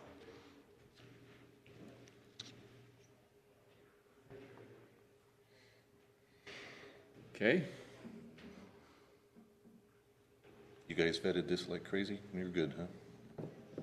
I think we vetted it, I thought, we dug into it quite a bit, and we had a lot of questions and a lot of scenarios we talked about back and forth, and I think that we're gonna have a lot more discussion here later, on similar things that we'll be dealing with, but one thing is that at least we can make sure there's some disclosure going on what's happening. But, go ahead. If I can add, this is something all of our employees and our board members and elected officials, it already applies to them by state law. This puts it in our policy manual. There's so many state laws out there. It makes it easier to make sure our employees are accountable, know what they're supposed to be doing, because everyone has to agree that they know what's in our policy manual, so there's no saying I just didn't know that the law was, there's too many laws. This is something that all of our employees need to understand. So I think this is a good change. Appreciate it. We'll entertain a motion, or if you want to wait. I make a motion, waive the rules for Resolution 2023-05. With the county code correction. With the county code correction, the numbers. I'll second that. Moved and seconded that we waive the rules and pass resolution 2023-05 with that county code typo correction. All those in favor say aye. Aye. Any opposed? Motion passes. Ordinance 2023-13. Now, this one is a little bit different, and I will open with the meeting minutes from our March 14th Ordinance and Policy Committee. Item 1, I'll just read verbatim. The Board of Adjustment members have not been reappointed and cannot form a quorum. Issues have not been able to go through with Board of Adjustment members. There was a suggestion to start fresh with having a land use hearing officer similar to attorney. This topic will go to council, end quote. So this was reviewed, albeit somewhat more briefly than perhaps our chair would have liked. But so this, let's pull it up here. This particular ordinance would be a change to how our local government deals with land use. So many of you are familiar our process when a member of the public comes and wants to engage in a land use, they make an application to our land use authority, which is our development services, and our land use authority renders a decision. And sometimes that decision comes from the development services, or it can come from our planning commission. And if that applicant wants to appeal that decision, that goes to what is our appeal authority. And currently our appeal authority is a Board of Adjustments. Those members of the board are appointed by our county executive and approved by our county council. They are volunteers, they are not paid. That's our current system that we have now. Recently, we've come into some knowledge that our Board of Adjustment members have not been reappointed. Many of their terms have ended. So right now we can't form a quorum, and so we elected to, before we appoint new members or reappoint members, discuss this possible option of moving forward with a new form of appeal authority. Some of the benefits of having a hearing officer over a Board of Adjustments is a hearing officer, or in other cases it can be called an administrative law judge.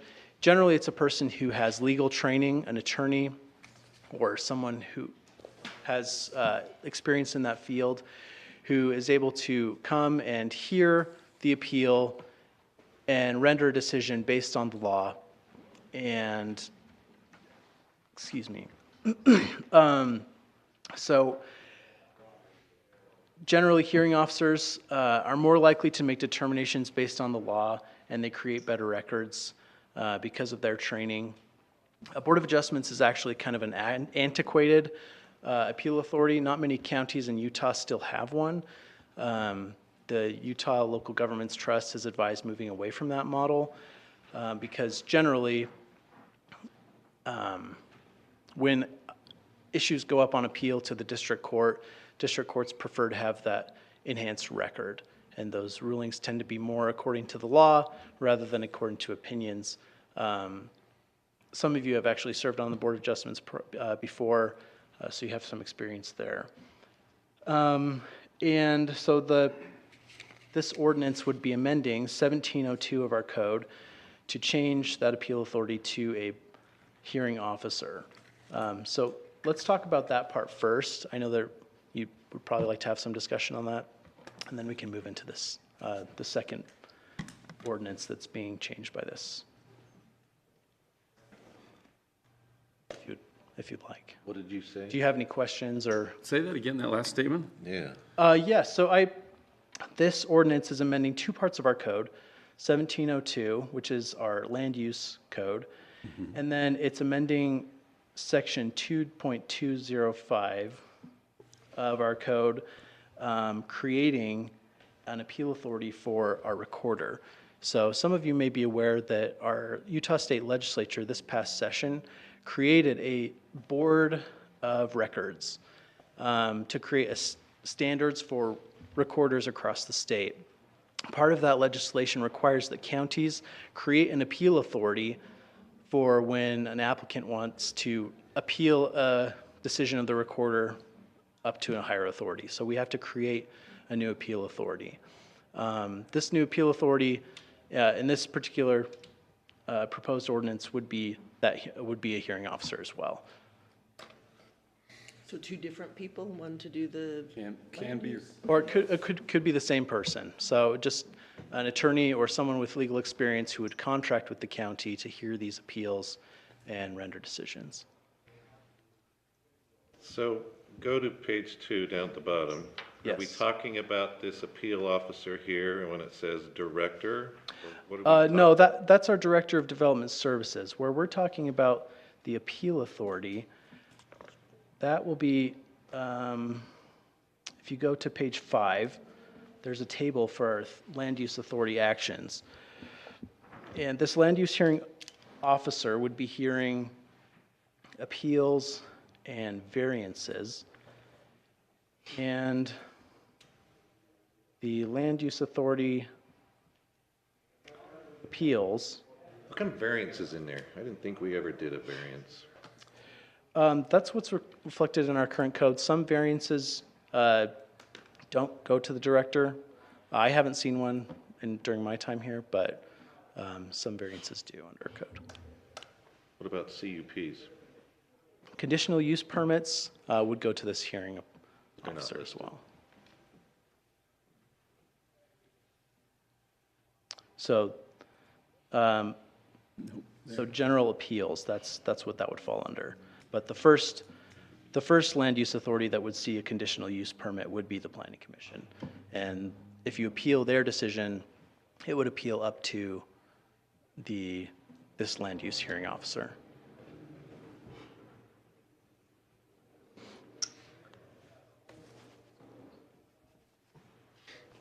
So I have a question. Obviously, part of this that we're looking at, the different codes are existing, they're already existing in our code. And That's some of this correct. is new language. Yes. But I don't see anything highlighted in red. Like, it's Yes, hard for me and- to tell what is new Yes, language at and what's the, existing. at the top of it, it says that there is a red line of the entire code in Exhibit 1. So if you go to page, page 13, and in the media packet, it's page 100. Okay, Board of Adjustment. got it. So page 13, you'll be able to see all the red lines. I apologize, I believe this came to us just yesterday in the packet. And so Yeah, unless you interrupted your family home evening, you probably didn't have time to read it. So I didn't. Do you have an estimate of what it would cost to have a hearing officer? What it's going to cost the county? Well, so that point has been discussed. One advantage of the Board of Adjustments is it is somewhat cheaper. Yeah, cheap help. I was on there, so. I was too. So as you are well aware, they're not compensated for the ample time that they put into it. So would they be on retainer? Because Board of Adjustments have very few hearings generally. Correct. Are we So paying somebody to be the- there? the way or are we I- paying them when they serve? The way I envision this working out is we would have a list of attorneys who would be able to do this and be able to call on these attorneys on a contract basis so they can put in 2 or 3 hours, the amount of time it would take to review the appeal, hear the appellant in a hearing, and then render that decision. This would be a public hearing though, wouldn't it, too? That's correct. Generally, the Board of Adjustments has public hearings. And so the benefit of having a list of attorneys is that if the appellant is represented by one of these attorneys, you can go down this list to someone who's not that same representative, so you don't have a conflict issue or something like But that. I'd like make sure that we're not paying a retainer just to hold on. That's correct. We wouldn't. They get a monthly fee and whether they do. I don't One or anticipate doing not. that. That would be an unnecessary expense. We have spoken with the recorder, and the recorder has indicated that they have sufficient fees to pay for any recorder appeals out of the recorder's budget. So any new expense would just be for the land use issue. Typically, we've been clocking 1 or 2 a year. So if you take the current prevailing rate for a practicing attorney here in Cache County, $200, $250, maybe we could convince them to go lower for public purpose, the public good. So if we could possibly get it lower than that, but 2-3 hours, 2 times a year, it would not be hugely burdensome to the county. And sometimes, as you're well aware, if you pay a little now, it saves a lot on the back end. So if you have a Board of Adjustments, it may be free in the short term, but the man hours, the time, the expense of going to district court to defend an action that was made in an emotional way, not according to the law, to defend a losing action, that would be very expensive. And the likelihood of that, the risk is significantly decreased by going with a land use hearing officer over a Board of Adjustments. And I know I mentioned this to the attorneys before, but I served on the Board of Adjustments for a while.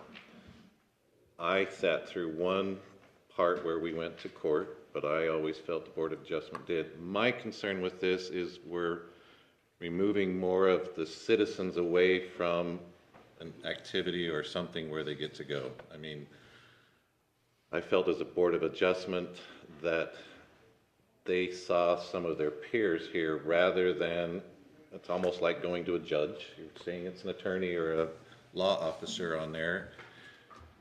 And it just seems like we're going down this step of just removing the citizens' input and ability to do that. I understand your side from the legal, but really, how much has the county paid in past legal fees with the Board of Adjustment here in Cache County?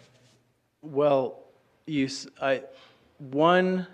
we go to court one time, it will outpace the cost of 10 to 20 years of paying a hearing officer. So the risk. That's on record? That's on record, right? We got that recorded, okay. I would agree with that assessment. I mean, the potential cost of litigation for one case is going to easily outstrip years and years of what we'd pay hearing officers. And as the county gets more populated, as these issues get more nitty-gritty and in the weeds, it may have been easier when everyone's developing on flat land, but now that we have more people trying to develop in sensitive areas, more people pushing back and having more resources, more moneyed interests, wanting to push back against the regulations of the county, I think it would be well worth the county's time and energy and money to invest in something that's a little bit more professionalized. I hope this doesn't lead to say, well, I'm here because the Planning Commission made an error and that's why we got a Board of Adjustments, and then the next thing you're going to tell me is we have a hearing officer for the planning and zoning. I don't anticipate that happening. I also don't know if that's allowed by state I- code. and I- but- yeah. And You see where I'm headed on this slope? And if I could add one thing, that not only is there a cost in litigation, but the more counties that get things wrong and have to go to court, the more ammunition the legislature has to say, let's take away land use authority from the counties. Let's take it away completely. So we're gonna just say what they can and can't do completely. I think there's already a movement towards that. That's a target every year in the That's- past few years. I think Not give them a reason. the smaller we can make the target and the better decisions we can have, the less angry people we have talking to legislators, the better off we're going to be keeping any of this power with the county. That's just a political consideration, because I understand your point that this takes away participation from citizens. But I think it's, in the long run, may prevent all of this being taken away from the county where our citizens won't have input. It'll be a dictate from the state legislature what we can and can't approve, and that'll be it. Or to change the appeal authority completely to a state office. Or I right to understand the that, district but court. I just wanted it stated that that's my concern. Doesn't mean I'm not voting for it, but Well, I really like the citizen input, so, but I understand what you're saying here from the legal standpoint. in addition to that, the separation of powers, I think this helps align that. 'Cause the body here decided what the code is. Planning and zoning's job is to interpret that, but as representatives of public, and then the separation of powers puts it into appeal authority or whatever, which is quasi judicial application. That's at least how I see it. I think that helps me get over the concern that Nolan is expressing, because I think that is legitimate, but the council had its chance. We set the code, and then planning and zoning is tasked with enforcing the code, which is a member of the county. And then this kind of separates that to a separation of that power. It is kind of a philosophical debate, kind of like whether or not you want to elect judges versus appoint them. You want, public input in the decision-making process, but I think that the county has ample public input with electing you and telling you what they want in the code, and then they are able to put their concerns forth to the planning commission. And, but in a case of a hearing officer on appeal, where they're trying to decide whether or not a decision was made according to the law, I don't see how involving public clamor or a lot of public emotion, those are the sorts of things that gets the county's decisions overturned, and those are the sorts of things that get the county into litigation and trouble. So introducing a lot of emotion and public input at a quasi-judicial stage, I think that the risk outweighs the benefit there.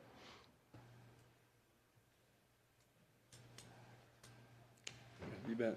Taylor, I just wanted to add to the what's been talked about, that most jurisdictions that adopt this kind of form, they will have fees. So those who are issuing the appeals will be charged a fee. So that helps offset the cost. So it's not, it's not a straight cost that the county bears on its own. So I just thought I'd make that comment. Those filing for the appeal would pay the fee. Correct. Other questions? My biggest question is, why are we talking about it now? Well, I understand that, like you say, why have we gotten this far down the road to where now we have no Board of Adjustment? Well, just to provide you a brief history on that, so we have an appeal currently pending before the Board of Adjustments, and that appeal has been moved back a couple of times, and it was originally scheduled for before the end of the year in December, I think, and it got moved back. And when we came into the new year, our development services realized that, our Board of Adjustments members, their terms are all expired, and so they would have to be reappointed. And typically, the Board of Adjustments, as currently constituted, is supposed to be appointed on a schedule such that they don't all come due at the same time, so that there's kind of an overlapping schedule there. Every year, we would get names presented to us, basically one or two, That's correct, but that seems to have been an oversight in our county government that we missed on that. So this is an opportunity to change the status quo, since the status quo doesn't seem to be working very well, so to improve it to something better. Now, are we headed down the same road like you mentioned? I think we have some individuals on the planning and zoning that their terms have expired. On the Planning Commission? Yes. That may be so. So are we just gonna start whittling all those down too, or have we got some names, or what's happening here? That's your office. Nolan and I met about a week ago and went over some names, and he was gonna reach out to them and get back to me with some. I had reached out to 3 of those, so I didn't have a very good sales pitch. The pay wasn't great. I did talk about a snack, but my snack's been cut in half here too, so. So, what, man? I mean, You can have mine. I've been trying to smooth it out, bought them each a Dr. Pepper while they listened to me, so. Oh, yes, but I don't take charity at this thing tonight, so. And there's one thing also to keep in mind. The second part of this, Exhibit 2, creating an appeal authority for the recorder decisions, that is something that the county does need to create. That's mandated by our state legislature. We have to create an appeal authority.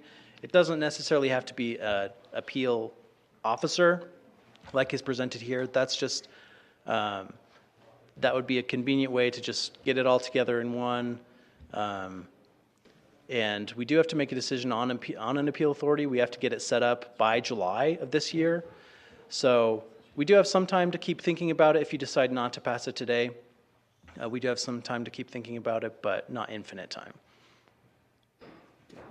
Anyway, the only thing, I feel a lot like Nolan does.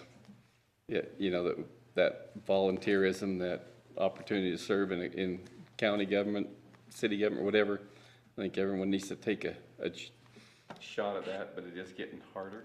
We're seeing that even within, you know, fire, fighting volunteers and everywhere. It seems like it's diminishing a little bit. And but I see what you're saying, you know, that it's just kind of hurts that we're headed down that road that it's so hard to get someone to volunteer, to step up. And it's really easy to get no one if you don't ask them. And I think that's what's happened here too. So, but, okay. Mr. Any Chair, other, I you have a bet, question. please. Are we holding ourselves vulnerable to any type of liability by not having recourse for whatever this appeal is that is outstanding right now? You said there's appeal that we don't yes, so have recourse for so that. as far as, we've been working with the appellant's counsel, and they've been stipulating they are fine to keep delaying, delays in their interest, to put it frankly. Okay. So they aren't bothered by delaying, but they do have this appeal pending, and we would like to get it resolved sooner rather than not. Okay. Thank you. If I could just mention too, I was not aware there was a pending appeal or that there were expired seats on that appeal authority until staff started having the discussion with me about this item, and that's when it was brought to my attention, so I apologize that those positions had not been filled. However, once we started talking about this, the advice I got was that we should maybe wait to fill those to see if we want to change it. If we don't change it, then you would just be left with the status quo and an urgent need to reappoint some new Board of Adjustment members and also create this recorder authority. So, Okay. Thank you. Any other questions you have of that? Council, it's your. I feel like I tend more to, that I would vote for this appeals officer. I think it makes sense legally. However, I did not have time to study all the redlined portion of this is pretty complex.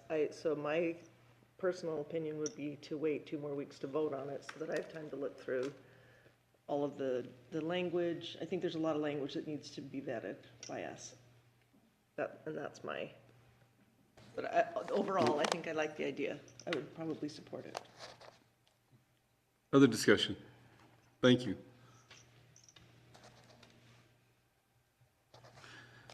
I'll entertain a motion or not, or should we just wait for a couple of weeks then? That would be my motion that we, Okay. Okay. Hearing none other, we won't even vote on that, we'll just, there was initial hearing, so we'll just push that back to the next county council meeting. So, and if you have questions, Taylor doesn't have anything to do but answer our questions. We'll call you. At $250 to $300 an hour. I'm salaried by the county. Okay. Well, you're good. Thank you. Okay, let's go to other business. Let's just go down them. A, anyone else? Any additions, deletions to A, B, C, or D? Okay, that was quick. Let's go to E, discussion of the hiring process and cost of contracted auditors. Okay, that one's put on here that we could, actually, Jess, thanks for coming. We had just some questions, just trying to describe that hiring process.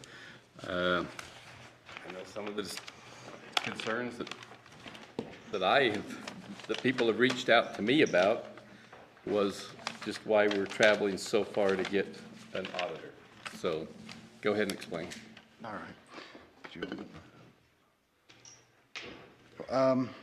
I had a few questions come in from some of the council members, so I'll first address, I guess, some of the ones that were sent in and written, if that's okay.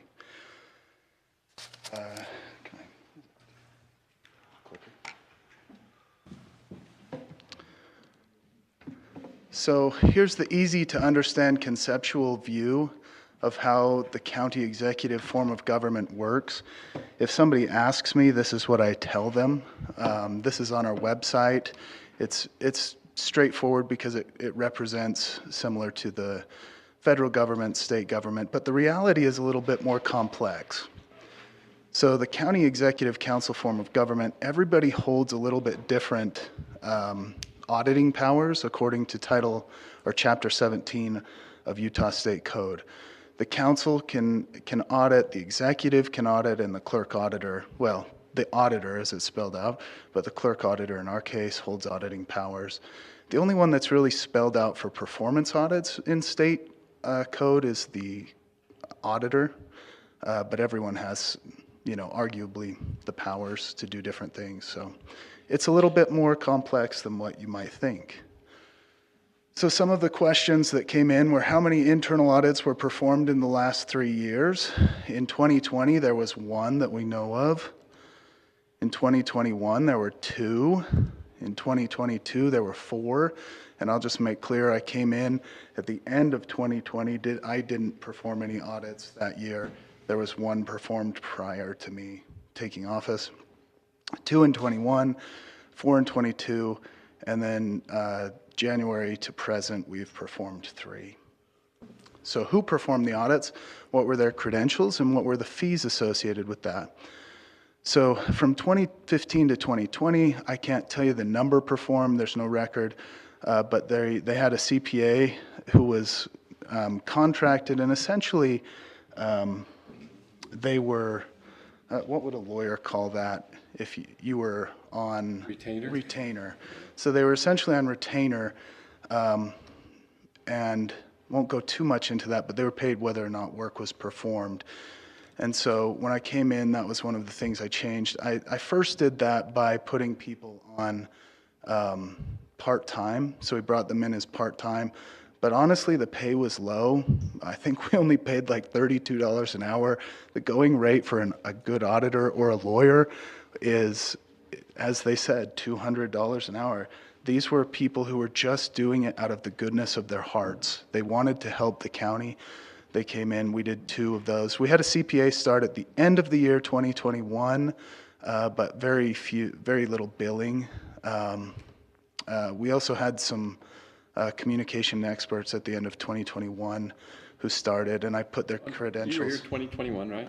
I was, yeah. Those 2 specifically. It says performance audits for what areas? Performance audits would be the executive and the recorder's office, because they were new, so we did their... You did the executive one, didn't you? No, I had Is that the one that you presented to us? Presented, yes, but I had Juris Doctorates do the audits. It's because they were code audits, so they were code-based, so who better to do a code audit than a lawyer? So that was the rationale there. But did I oversee them? Yes. So number of audits performed in 22, 4. Code and performance and financial. We had a CPA, a CFE, and various communication credentialed individuals for one of our communications audits. The cost there was $22,160. And then this year we've gone with, and I should say in 2022, we went away from the part-time work and went towards contracted. And so that was at the recommendation. Carl can back me up on this. Carl had recommended that. So we went towards contract labor. And we gave the first option for contract to those who were willing to assist us part-time for the county. So we had a CPA and a CFE at the time who were currently part-time, and we offered contracts to them, and the CFE is who did that. The number's actually 18,180, I think. It's a little bit more than 18,000. I just didn't put that in. I missed that 180, I think. Who is the current internal auditor? Her name is Kate Becker. She's fantastic. She's a former county treasurer, as we would call it. They would call it a collector of revenue. She's a federal agent. She has a master's degree from Harvard Business in Accounting and Finance and another master's in Data Analytics from Harvard Business. So her credentials are impeccable. She has a CFE, and not only does she have a CFE, but she also teaches the course to others on how to attain your CFE. So which ones has she done? She did the Public Works Asset Audit, great work to them. The Senior Citizens Audit, Board Audit, where we discovered we really don't have an active board. We need to examine that in county code. Title III Revenue Finance Code Audit, Zero Assessed Real Property, and Fiscal 2022 Real Property Asset Audit. Those are slightly different. One's looking at zero assessed property to see if they should have been zero assessed and should they be paying taxes or not. And then the other one is looking at, as assigned in code, we have never done this, but we should have been doing this for 100 years, is the auditor should be looking at the properties of the county and determining should we be surplusing those or are we utilizing them appropriately? We found that we have a piece of property in the middle of the Logan. Don't say it out loud. Who's here? We'll get calls, it's for sale tomorrow. Oh, yeah. Well, they could pay you for it, I think. That's they should pay. And then the 2022 contracts audit where we reviewed the contracts process and the contracts to see if they were in compliance with county code. And so there's interesting findings. I've laid out all of the audits. Bigger doesn't mean better. It means that more was reviewed in some cases. There were some more documents. We try to put in as many of the documents as possible. It's just not, we had 80 contracts. We can't put all 80 contracts into the document. But we do try to put as much into the document as possible to make sure that it makes sense and that everything flows. And then we put in supporting documents. In the case of the recorder's office audit, I think they went through like 1,300 lines of code, and I've been meaning to put that into the audit so that people can see all the different code lines that we went through. I just haven't gotten around to it, other things. But yeah, they're all right there if anybody has any interest. I was waiting on somebody to click, and it's me. What are the current, yeah. Before we move on, you talked about contract audits.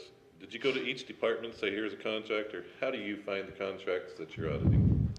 Well, we just have to pull it from our own records because we are in charge of filing the contracts. The executive office is in charge of actually, well, there's a discrepancy there, and I'll just be honest, that's where the discrepancy lies, is there's nobody dedicated task is to make sure that from the beginning to the end, everything is filled out appropriately. There's pieces, we know that we're supposed to file them, but it doesn't say we have any kind of obligation to check for compliance, and we're not the lawyers, You're just holding it when it's done. Correct. When it should be done, you're holding it, but the action process is not being completed. That's correct. I shouldn't say it's not completed in every case. It's not being followed through. We had 16 out of 80. So, Quite a few. but some of them are technicalities. Some of them listed the county clerk's office. One of them was not with my office, but they listed the county clerk because that's who you file with typically. And so they listed the county clerk as receiving the contract. But that's a finding, but it's nothing major that's going to trip anything up. But some of them did miss some signatures. So there's some work. We know that we have I won't say broken, but we have a process that needs help. If you look at the sheriff's office, they've moved theirs to a technological process. That's what most counties have moved to. I can't remember the name off the top of my head, but it's a standard process, and I would recommend that, but it's a council decision. I'm not going to make you go one way or the other. I would just recommend that you look into updating through technology. You can't, can you mess it up? Perhaps. Is it less likely to be messed up, and is it easier for everybody involved in the process to double check the work of everyone else? Yes. And they can automatically give you errors as you go through. It won't even let you sign. I have to sign for the sheriff's office on occasion. It won't even let me push it forward until everything is accurate and correct. So what are the current audit contract fees? $100 an hour for audits. We frankly have a deal. $60 an hour for non-audit related services, and then per audit maximum costs are agreed upon prior to audits for budgeting purposes. I have a set amount of money. I know what that is, and before each audit, I meet with the internal auditor and I say, I can't pay you above this amount. We need to prioritize. Here's what I'd like to accomplish by the end of the year. I have 10 or 15 audits that I'd like to do, but for this, here's my budget. So what can we accomplish within this? How many hours do you think it'll take to do this audit? How many hours do you think it'll? We give estimates based on what we think. And I just have to say, Kate could come back and say, you know, that cost me 80 hours and you're paying me $5,000. She's never done that. She's said, whatever we agree upon at the beginning, I'll stick to it. That's the kind of person she is. So she really cares about the county. And I just can't speak highly enough of what she's done for us. Have any of the audit fees, have any of the fees for audits exceeded the amount budgeted? And the answer is no for that. And then there was another question that was county audit committee related. This one came in from Mark, and he said, I'd like to learn a little bit more about the audit committee and the role that plays in the decision-making of audits. County Audit Committee is governed by Cache County Code 3.32020. It's created to govern annual external audits. Basically, here's the history. County auditors, which at that time were probably county clerks again, it's had some shifts around over the years, they weren't doing their jobs. It's just the way it worked. And the state came in and they said, county auditors, you're not auditing anything. And as a result, you are now mandated as a county to audit these specific things. And over the years, it's become more complex, and they're going through and they're doing deep dives into financials. They're doing, there's a lot of different things such as fees that are now associated with the state audits. But it came about because county officials weren't doing their jobs necessarily, and the state wanted to know that what needed to be audited was being audited. So that's how that came about. And you can see that about the same time, every county went to that. But, so I'm not just picking on Cache County and saying, oh, they weren't doing their job. It was every county across the board pretty much was struggling. And if you think about it, it's easy to neglect audits. You don't really have the cost benefit can be difficult at times to figure out. Obviously, we have some benefits that have come in that were pretty easy to see, like finding buildings we didn't know we owned, but they can be difficult to quantify. The County Audit Committee could be a very powerful vestige of the county that could be moving audits forward, but at the current time, it doesn't have any audit authority beyond external audit as outlined by the state code. So it can't direct anybody's work other than the external auditor. So that is my presentation about the audits and who. Is that because it is not a county council audit committee? If it was a county council audit committee, then it would have county councils. Well, Carl and I are on it, right? I know, but he says there's no, you have no authority. So could we change our county code and stipulate and give that audit committee more authority? You could, and I would recommend. Speak with us and for us. Exactly. And I would recommend that. And I've taken the liberty of drafting up, as I'm going to go back just a little bit and show you the very first thing. This is the way the audit committee currently looks. Everybody's doing their own thing, right? But in 2021, I had proposed this, and I would still like to propose this. Sorry. The audit committee could come together and share powers. I have powers that you don't have, you have powers that I don't have. And you can make decisions that I can't make decisions about. And it's formed that way for a reason, that I can do the audits, but you can make decisions. I think it would be very beneficial to the county to come together in a joint collaborative model where the executive, the council, and the auditor all share their powers to drive results. And essentially what it looks like is the auditor has an internal auditor, which is very common across the state. This is the same model as Davis, Weber. They have an internal auditor who works with the audit committee and takes direction from the audit committee, which comes from the legislative and the executive branches, because you're meeting together in a committee, and you can make a decision about what should be audited, and it's collaborative. Now, obviously, people might say, well, what happens to our powers if we have this kind of approach? Let's just say that the auditor should be under audit.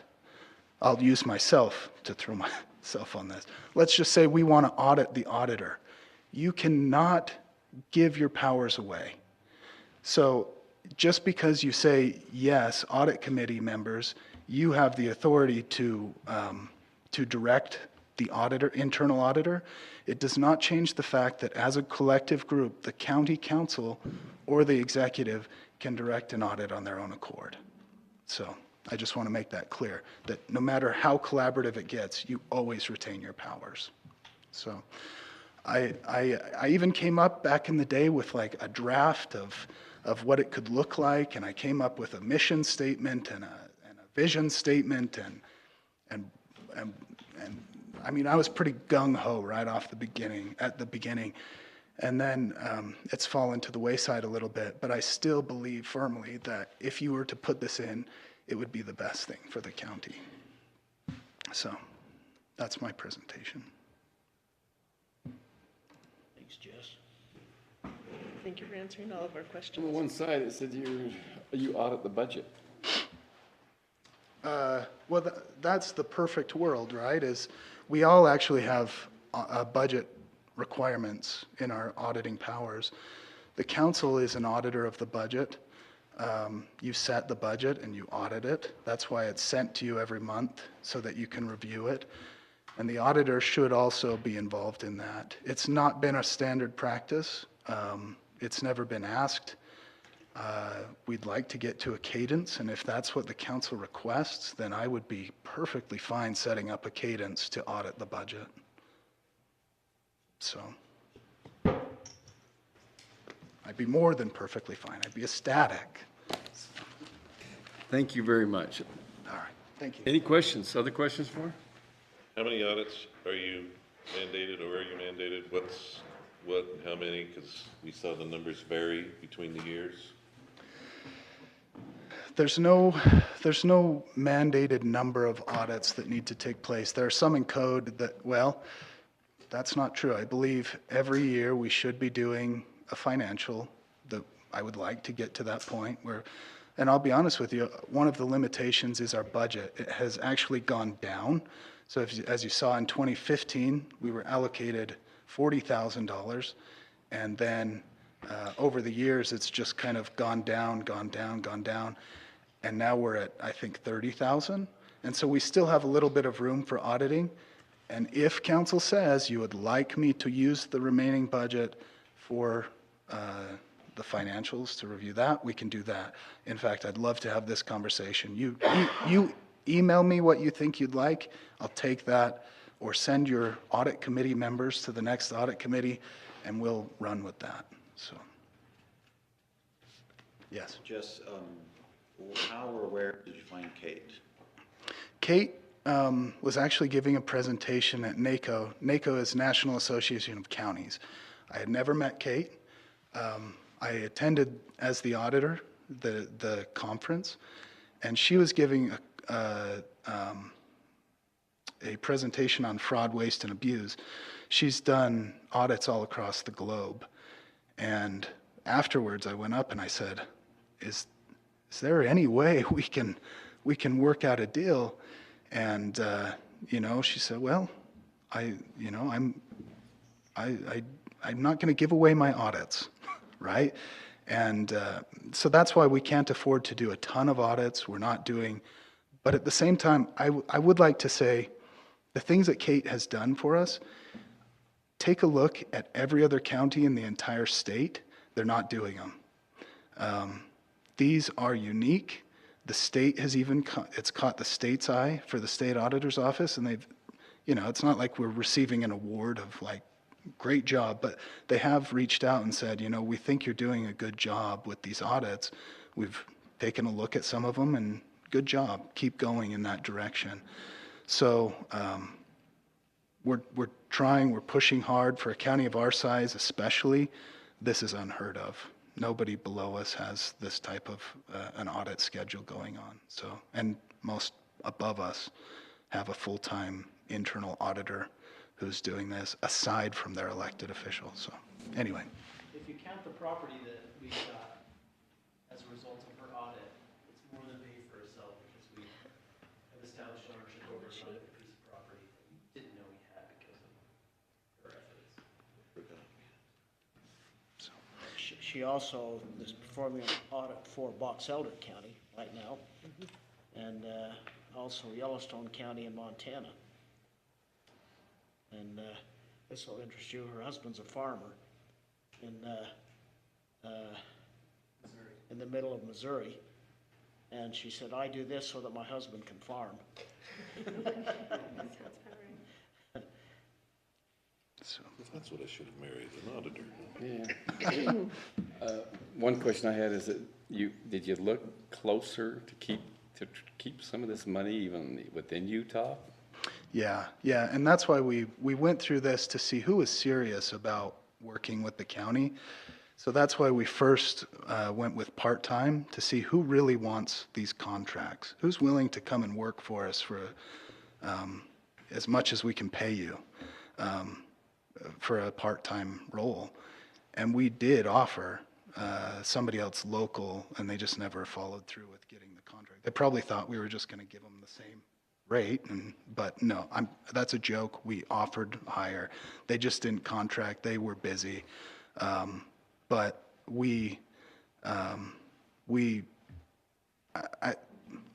there is a premium on the best, and in this case, I'm going to say it's paid for itself, and it's made it so that there's no conflict of interest because the person is from outside the county, even outside the state.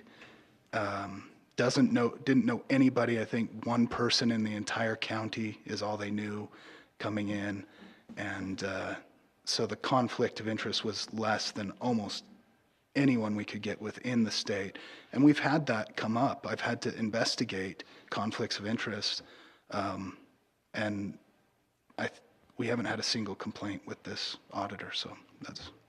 Do you give the auditor parameters, what to look for, what not to look for, who to stay away from, who not to stay away from, and so forth?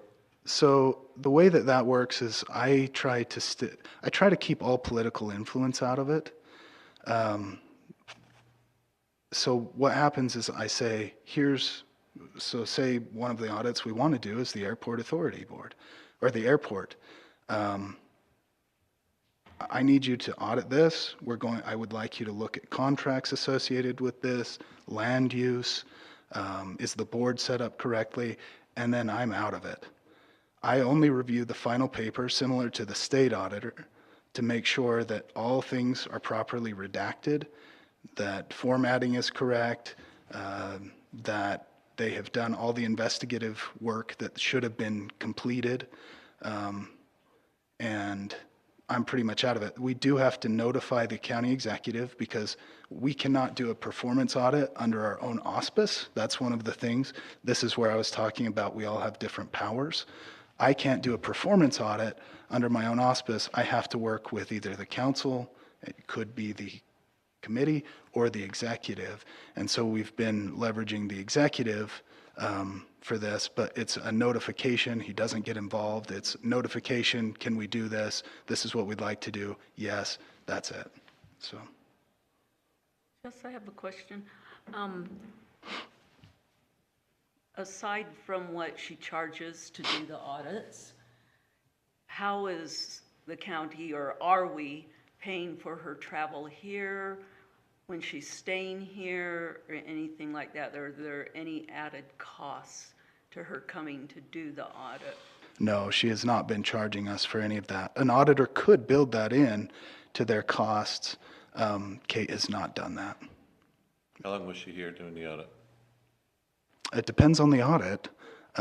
She starts multiple audits, and then we, for like the contracts, I think it was 2 weeks is what she was here, but she was also working on other ones, starting some of the other ones to get an idea of what's available for like the airport authority. We started that one. So in the 2 weeks, but then she's also working on it. You know, this is not something that you have to be on boots on the ground. So it's hard to say the entire time she's here, because she comes, she'll go to another county, and then she'll come back, and so it's weeks at a time though. So you guys have all met her. You've seen her around enough that you know that she's here, because well, maybe not, but we tried to get you in there. But yeah. Any other questions? I was always told that if you like an auditor, they're not very good. Because they aren't finding what needs to be found. And if you don't like them, usually they are digging into the questions that you told them not to dig into, type of deal. And so make sure no parameters are ever put. If you're wanting to do a good, clear audit, make sure that they have free reign of where to go. That company I work for, our favorite auditors are the ones that help us find our issues. Yeah. So we like them because they're finding the hard things. But they're finding things. Yep. And Kate's found a bunch of them. All right. Thank you. Thank you very Thanks, much. Jess. Council member reports. Let's start, Carl. Other than going down and practicing shooting bad guys. That's a report, and Jess talked about our audit committee meeting.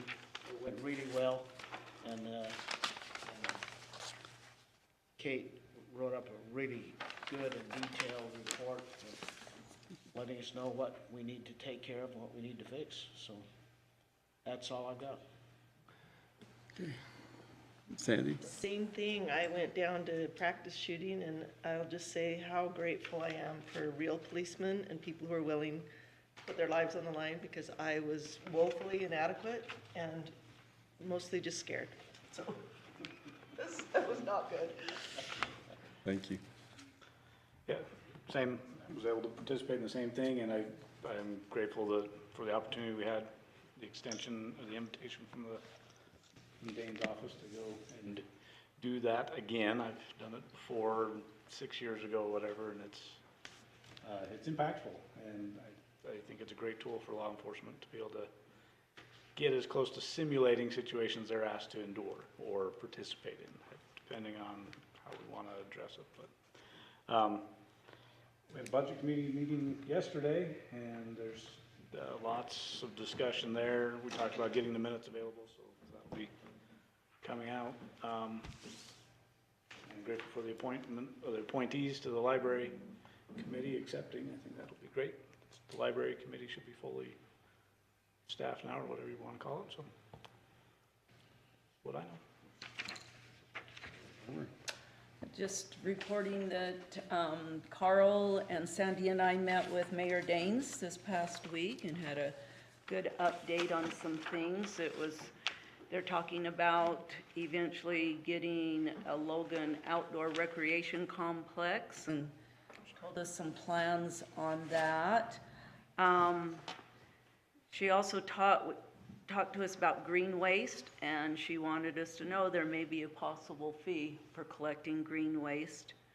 on there, Hey, can and I clarify that? Because on the Cash Consortium, we've been told there is no green waste pickup by roll-on, only little containers. So was that changed from her point? I don't know, all she said there would be a possible fee. I suspect what she was referring to was that when, after the separation, when we bring green waste to the landfill, that they're gonna charge us a tipping fee. Taylor, did you have a chance to reach out to Logan on that? I haven't heard back from that on that point. Yep. But you can check that for us, see where we stand on that with Logan on that, because that's an impact on the county, so. Yes, I can reach out to you. Okay, thank you, and that's it. No, I participated in the same virtual training that they did and have the same thoughts. Very impactful. Thank you for organizing that. Thank you all, and I still need to get 3 of you down there, but it's great to have you down there. I know our law enforcement appreciates it, and I don't know if any of you had a chance to see the body cam footage of the shooting that occurred yesterday while we were at the simulator, but it shows, if you watch it, it shows that that's not just a video game that we're playing, that really happens. That's something that officers really have to be prepared for, and they don't know any day that they show up to work, they might have to do exactly what was in those scenarios. So I just thank you for taking the time out of your schedules to come learn that. It means a lot. Nolan? We did sign a contract with Waste Management, so we have them. They'll be working with cities. They do want to come and talk to the council and present what they're going to be doing on that.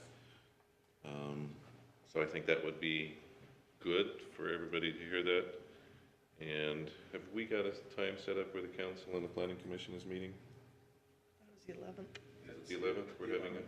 It's the workshop on the 11th. It's the workshop on It's the the 11th. workshop on the